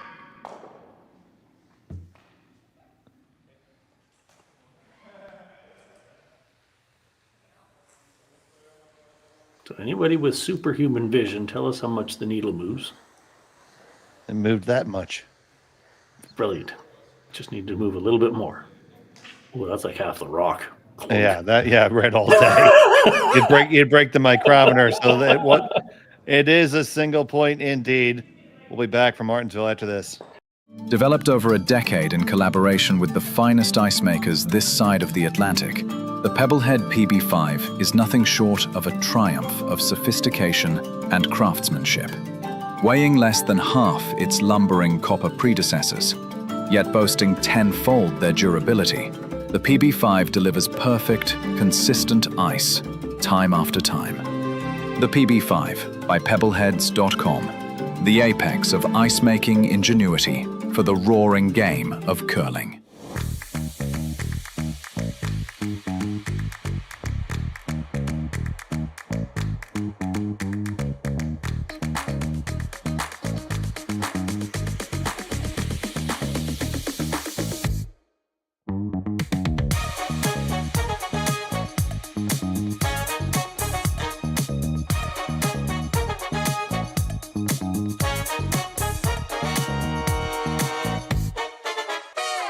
For over 20 years, the Sandra Schmirler Foundation has granted more than $9 million to hospitals across Canada for life-saving equipment for premature and critically ill babies. In the past 4 years alone, $4 million has been granted thanks to the curling community's incredible generosity. The need continues year-round, and with your help, we can ensure every baby has the chance to grow up and become a champion, just like Sandra. And welcome back. And we are going back on the power play here It's power play time for the Springers. Dashmel, Gord, Copperthorne, Connor Sims making a limited amount of magic happening in the back. So for anybody wildly confused why you have two rocks splitting the house, why do we have two rocks splitting the house, used buddy? to be in front of the red one, and they brilliantly pushed it across. That is brilliant. Reverse tick, tap, whatever you want to call it. Excellent shot. So now there are 3 rocks in play. The next one is still protected. So now Springer Squared is looking for the put that guard back. What do you think of the strategy of just splitting the house and maybe coming down to the yellow right now? I'm all about burning some of their rocks. If you come into the house, it becomes a try not to set up doubles problems and not jams and not whatevers. Now, they do have the opportunity to corner freeze you, but with a corner guard, you can make a 3 or a 4. If you're just trading rocks on opposite sides of the house, you get maybe 2. Long-winded way of saying they want 3.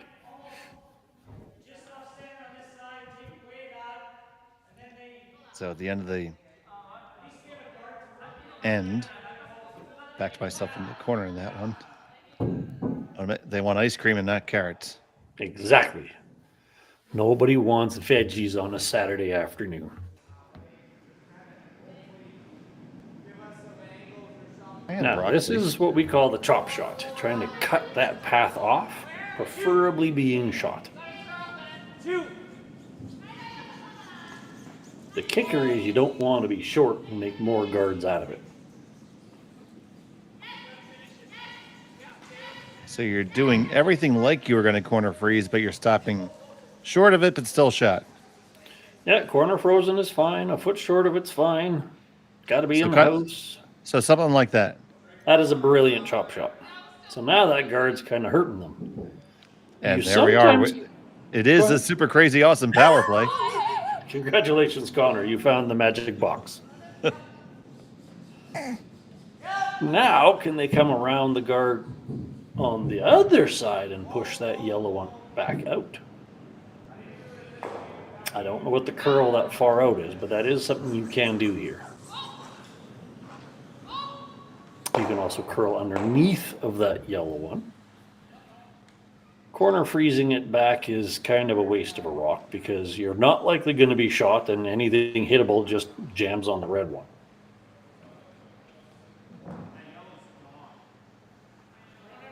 You could also pull a Nicholas Adine and throw the epic spinner and kick it over top the red one. Oh, we had a spinner attempt this weekend. Didn't work. I suspect Adine is the only one to have succeeded at it so far. I think I saw Brad throw one. Jacobs. And pull it off. Oh, nice.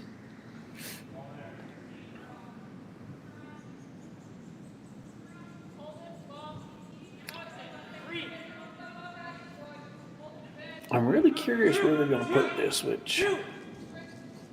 Well, they're going to chunk off the yellow and roll exposed. That's a decent idea. Split them up a little bit. Unfortunately, the yellow on the other side is now out counting your red one. But you are potentially bringing a double play into the works here. If they nose, it might be a bit high, but if they roll any to their right or the left, double's possible.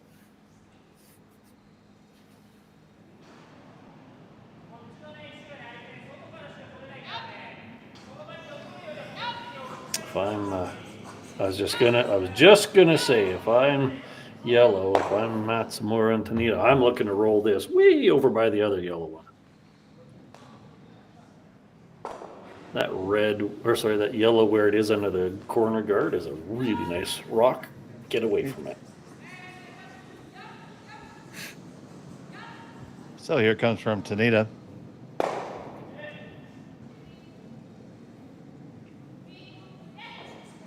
He gallops up to chase it.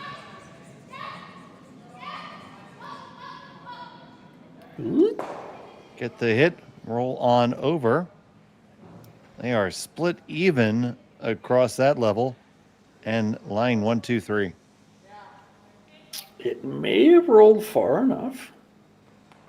That's really flat to get to that other yellow one. So they're corner freezing the yellow one.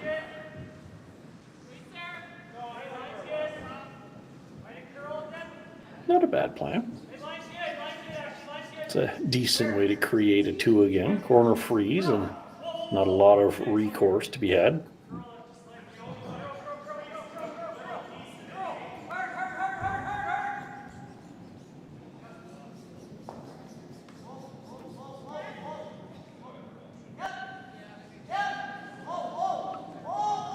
Weld this on, don't bounce off. But you also got to be second. So you don't have a lot of room for error.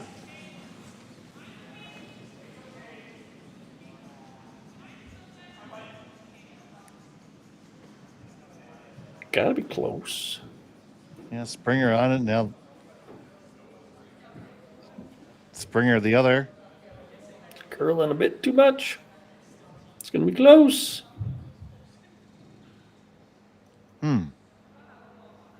What bucket does that go in?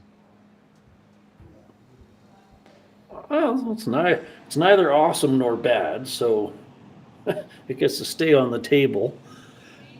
You really wanted to be shot there, and I'm not sure they are.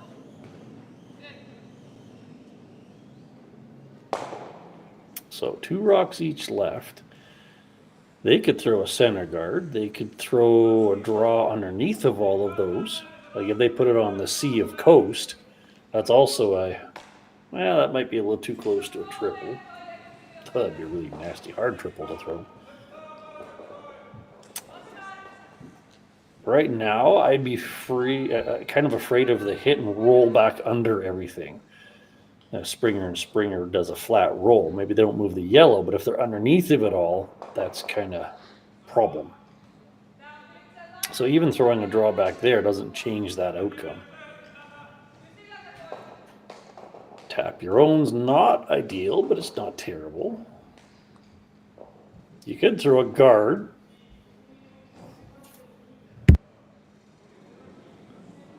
Yeah, the guard is certainly an option. A couple other things you could do there for sure. You have to feel good line 2, though, at the moment.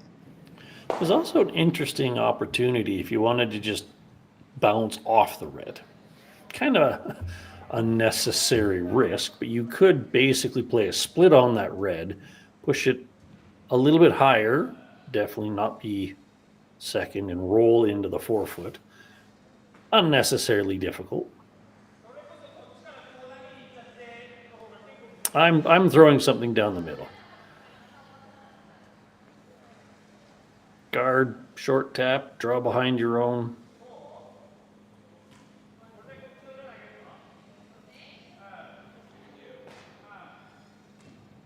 Oh, so that's a thought behind everything. Yep, something to get 2 in a row, because then if they try a double, the shooter leaves the play. If they stuff it, you're looking really good at a chance for a steal. I'm picturing 2 rocks somewhere in a line down that center line.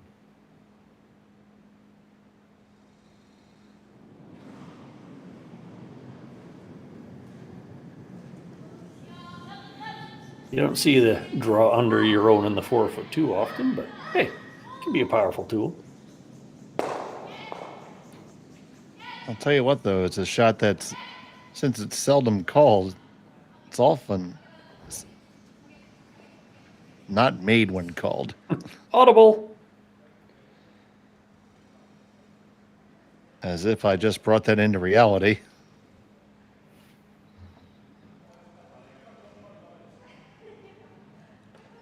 So that's a thought.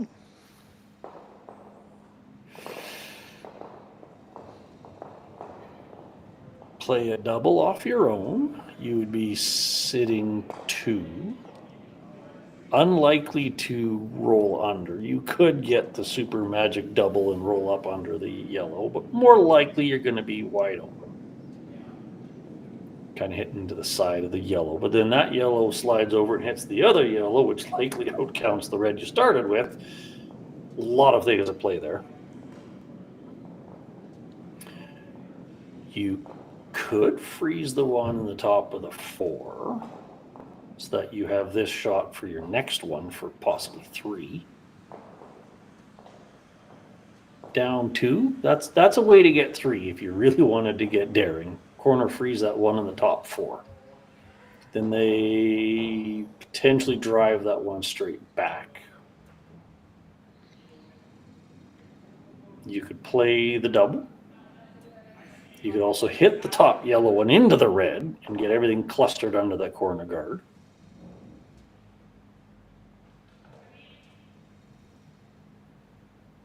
None of them are easy, though.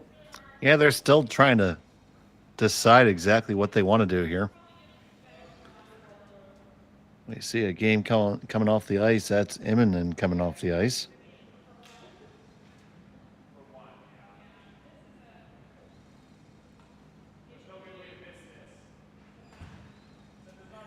I keep coming back to that corner freeze. It's hard, but there's some interesting potential.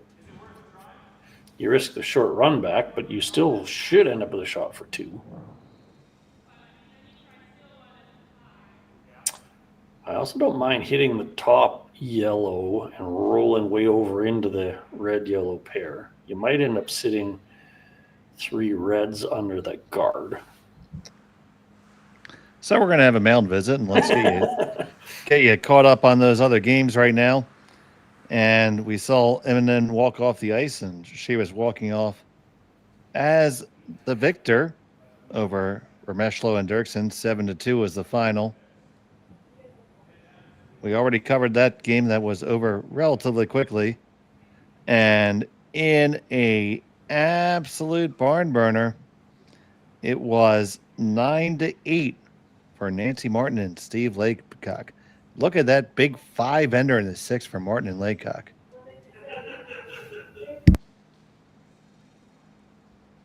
That was a big score there. They're kind of liking this potential. Basically, yellow into the red double. If you hit high on the red, then the yellow goes over the bottom one. If you hit low into the red, the yellow does catch, but you'll have 2 reds sitting fairly nice in front of it. I like this.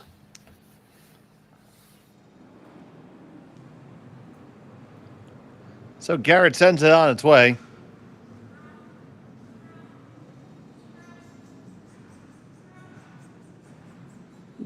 This is going to be only clip the back one. Muy interesante. I think that doesn't go in the best bucket there, buddy. You took out shot rock, but that was the only plus. That was your best Marvin. Throw it back. That was your best Marvin the Martian sound right there. My Iridium 232 Super Duper Space Modulator. Misfired. Well, that was better than flashing everything, but it didn't really turn this into a super duper awesome power play. No, it's going to be one of those moderately unsatisfying ones. I don't know if it's going to be moderately unsatisfying.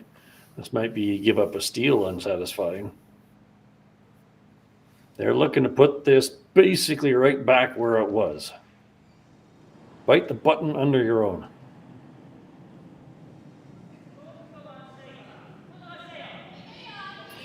Now, you just don't want to leave the red double that they originally looked at.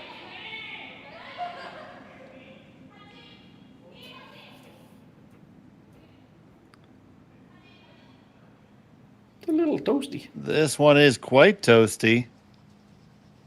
Going to the coasty. All right, well, who's second shot?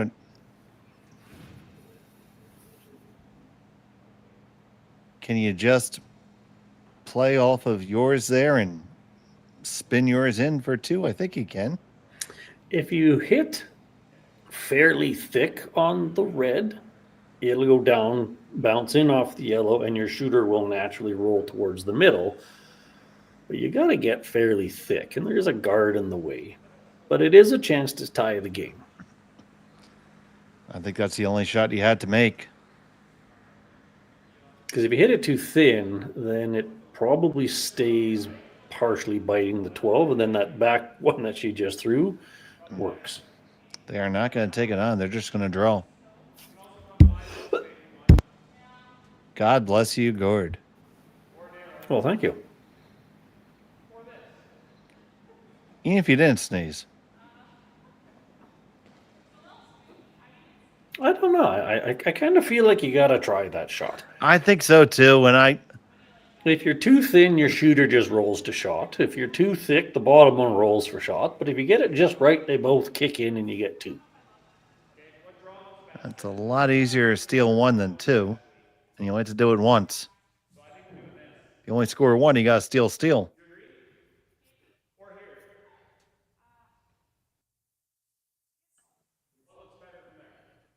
I get you can only technically see half a rock, but you only want to hit about a thick, 3/4 might even be too thick. So it's there.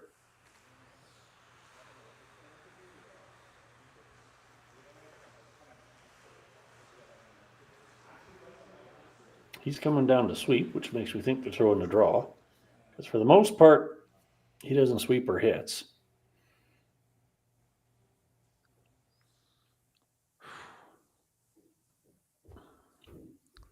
Draw for 1, be down 1. Now, I will say this. Given that it's easier to steal in mixed doubles, if you are not confident you're going to score at least 1 with the red hit, then just get your 1. You don't need unnecessary risk. If this was 4-man, you would be playing the shot for 2 all day long. Final stone, the 7th end.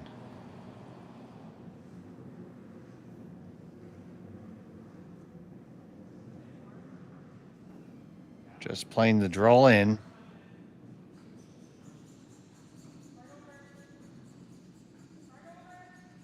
Or are they trying to walk over and get cute here? You got to have enough weight, or else this isn't even cute at all. It's oh no, and that's a steal of probably just 1. Probably measurable for at least just 1. It's the 1 for sure. If it's 2. You kind of feel like she wasn't committed to that shot, and maybe they should have just went for the draw. Because that wasn't nearly the right weight for that call. No, that was definitely not the effort not the way you throw it if you're committed to it. So here we got Connor. There we go. Right about to there. And to less than that, it is 2. They're going to look at it again. You're supposed to go all the way around. Take a shortcut. But it is 2 yellow. So 4-point lead. The Springers have their work cut out for them when we come back to Martensville after this. Hey, Ben, what's the Aztec Safety online e-learning website again? Yeah, that would be aztecsafety.com. Fire extinguisher and firefighting. We'll send that one to Paul. Now here's a course I should probably take. Conflict resolution. Power line safety. Yeah, I thought it might help me with my line calls. Did you know this Aztec website has over 100 safety courses? Jeez. Aztec Safety online course. Ground disturbance. Could have used that a few seconds ago.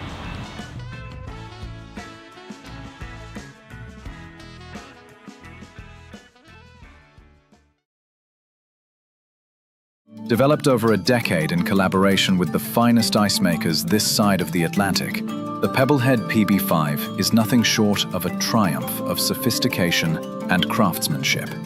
Weighing less than half its lumbering copper predecessors, yet boasting tenfold their durability, The PB5 delivers perfect, consistent ice, time after time. The PB5 by pebbleheads.com, the apex of ice-making ingenuity for the roaring game of curling. Welcome back to Martensville. It's the 8th end, and it's the Springers down by 4 after giving up a disastrous steal of 2 on their power play. Yeah, that was just really felt like they couldn't picture it, so they should have just settled for the easy one and kept in a tight match. But that's again in the past, so now you need to do everything you can to get a whole bunch of rocks in the forefoot. I would say the first shot by Matsumura and Tanida was really quite sly. They've gone in and pushed the red one well out of the forefoot. So then if they have to draw against something, it's not that hard to outdo, not likely in the way, so on and so forth.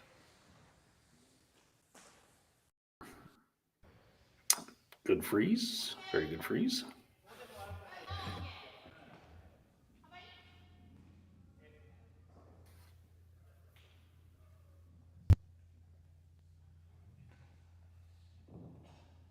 So here's Tanida getting ready to throw his first.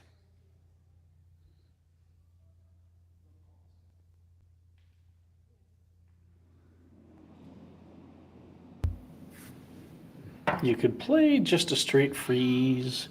You could look to jiggle things around a bit. They're in such a driver's seat right here. You just need good angles. Driver's seat for sure. I would love to see them break up that yellow-red pair. You only need a few inches, but you need to pop them apart. Or guard it. Oh. Bad Now, bucket. that doesn't smell give up 4, but that was a subtle oops. So if red gets a little bit to the high side, you could actually set up a clip the red yellow pair on the way by, and the bottom yellow one might scooch over top of the back red one, and good things can happen. For those of you who are interested, if this score holds, there will be 2 tiebreakers required, so there will be draws coming up for the late night.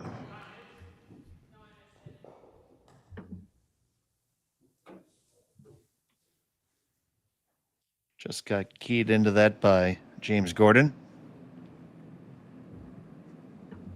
our curling stadium colleague and club manager at Martensville. So we got boots on the ground. All right, we're looking for just off nose, not freeze. Well, there's a certain bucket that I'd put that in, and it ain't the awesome one. That's not the good one. No, you need a lot of rocks to count, so losing one is, well, suboptimal. About as enjoyable as a swimsuit in a blizzard. Now, this kind of shocks me. The typical go-to would be peel the guard. Because how do they score 4 if there's nothing to hide behind? But something to be said about if all my rocks are in the house and yours are not, also hard to score 4.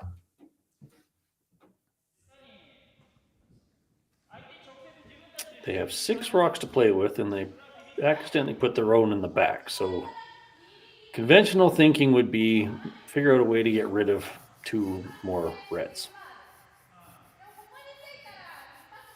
What would you throw here, Dave? Yeah, I mean, make red go away. Red bad. So find some way to do that. I mean, if you lock onto it, that helps. Could throw a run back. Worst case scenario, there's no guards in the way. Yeah, the guard. Yeah, and they can't afford to put one back up at this point. Oh. But anyways, more yellow in the forefoot is also tough to deal with.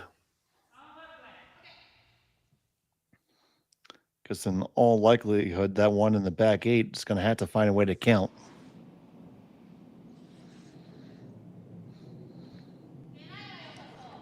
And there's the aforementioned James Gordon getting the scraper ready.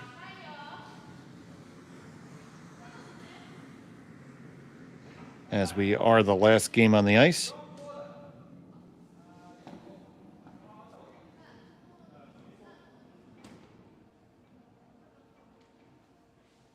Play a little cutesy split. Little corner freeze nudge.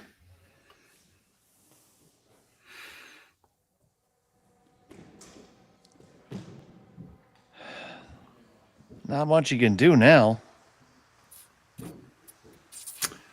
Yeah, that back red one's far enough back. Again, kudos to the first shot that pushed that red one back that far. Even if you got another one in the 4-foot, that's hard to bring into play. So they're basically... I was actually wondering if you could play hack to put the second yellow out of play, but end up basically frozen on almost the nose of that highest yellow in the house, so that it's kind of aimed at the 2 in the 4-foot. How's that for a complicated scenario? It sounds at least plausible. That's what I would probably do. Just try to get almost a nose with hack. Pop that one yellow into at least the 12-foot. Aim yourself at the one in the house, and hopefully the angles are right. The biggest problem with this plan is the other team gets to throw stones also. Yes.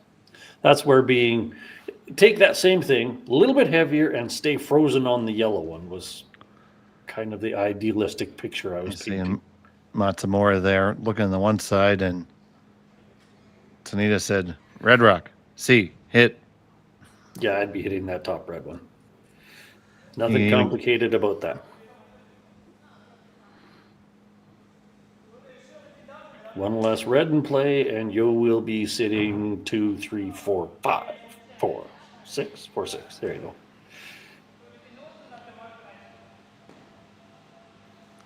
Give you all the rope you need, buddy.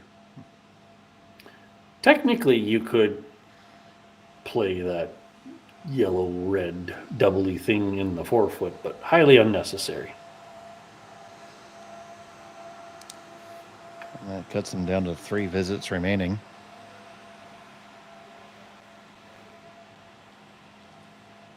Should be good for the rest of the game. He's overthinking it, and she's sitting there going, throw rock at red. Dan Welke, the crew chief, comes out to move things along. When the scraper's making noise, that means you're got to speed it up a bit. Yeah, being an ice maker myself, we hold off as long as we can.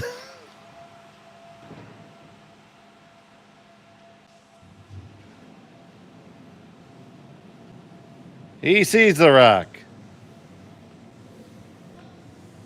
And he hits the rock. Does he get the one in the back as a bonus? Yes, he does. And that will make the math not math. And that is going to be a victory for Matsumura and Tanida. Make the final score 8-4. They improved to 2-2. The Springers fall to 2-2. Gord, your thoughts? It was a tug-of-war to start. Nobody capitalized on the opportunities, and then all of a sudden the Springers stopped making nice shots. They made half shots, and Matsumura Tanida basically just said, ours. All right, and so hold on, and you can come back with us later this evening at 6 o'clock Central.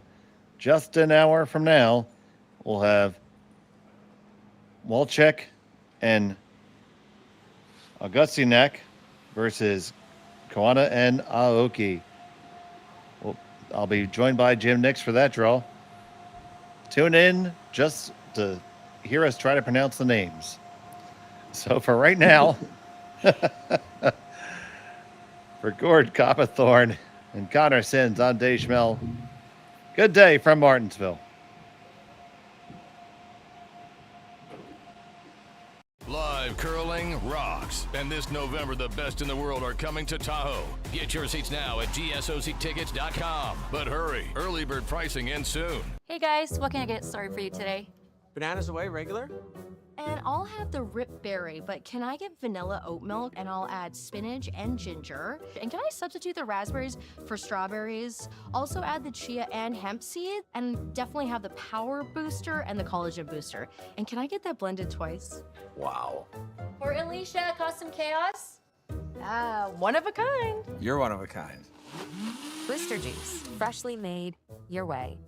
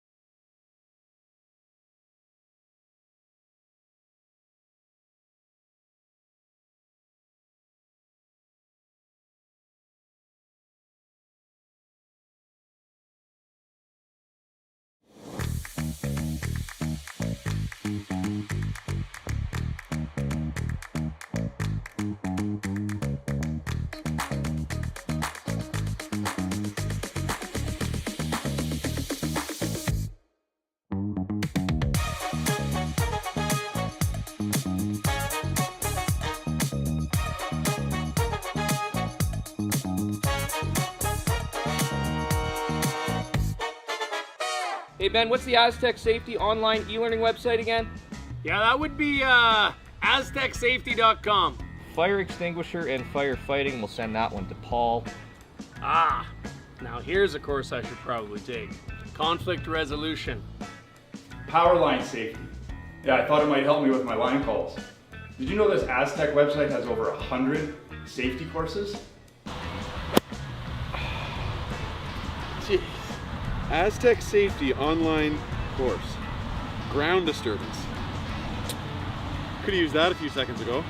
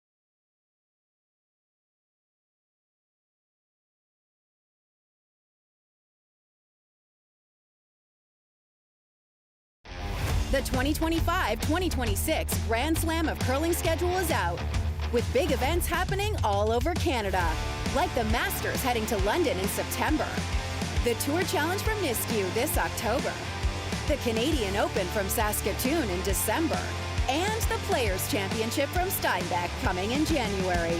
Early bird weekend and full event passes on sale now at gsocktickets.com. Let's rock! The rock faces around Lake Tahoe are legendary. But this fall, new ones will emerge in the Tahoe Basin. Pullman, Mowat, Gushu, and more.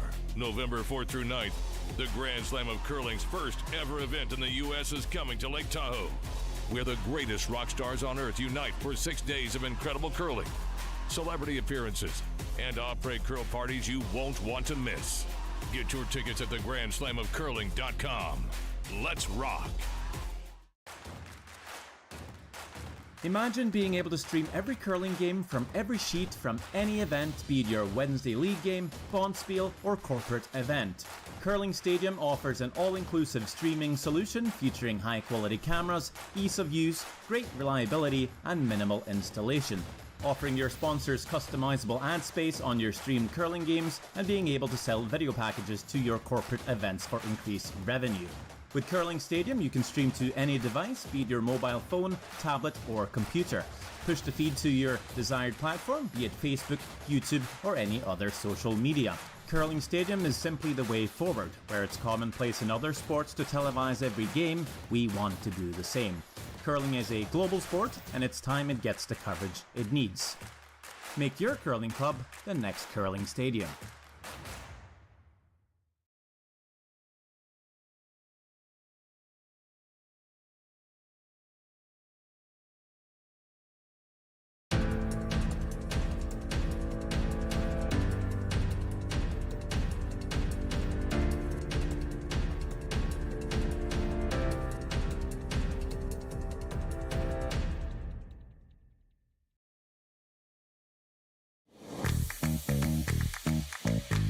Welcome to the RockShop.net, the official store for the Grand Slam of Curling.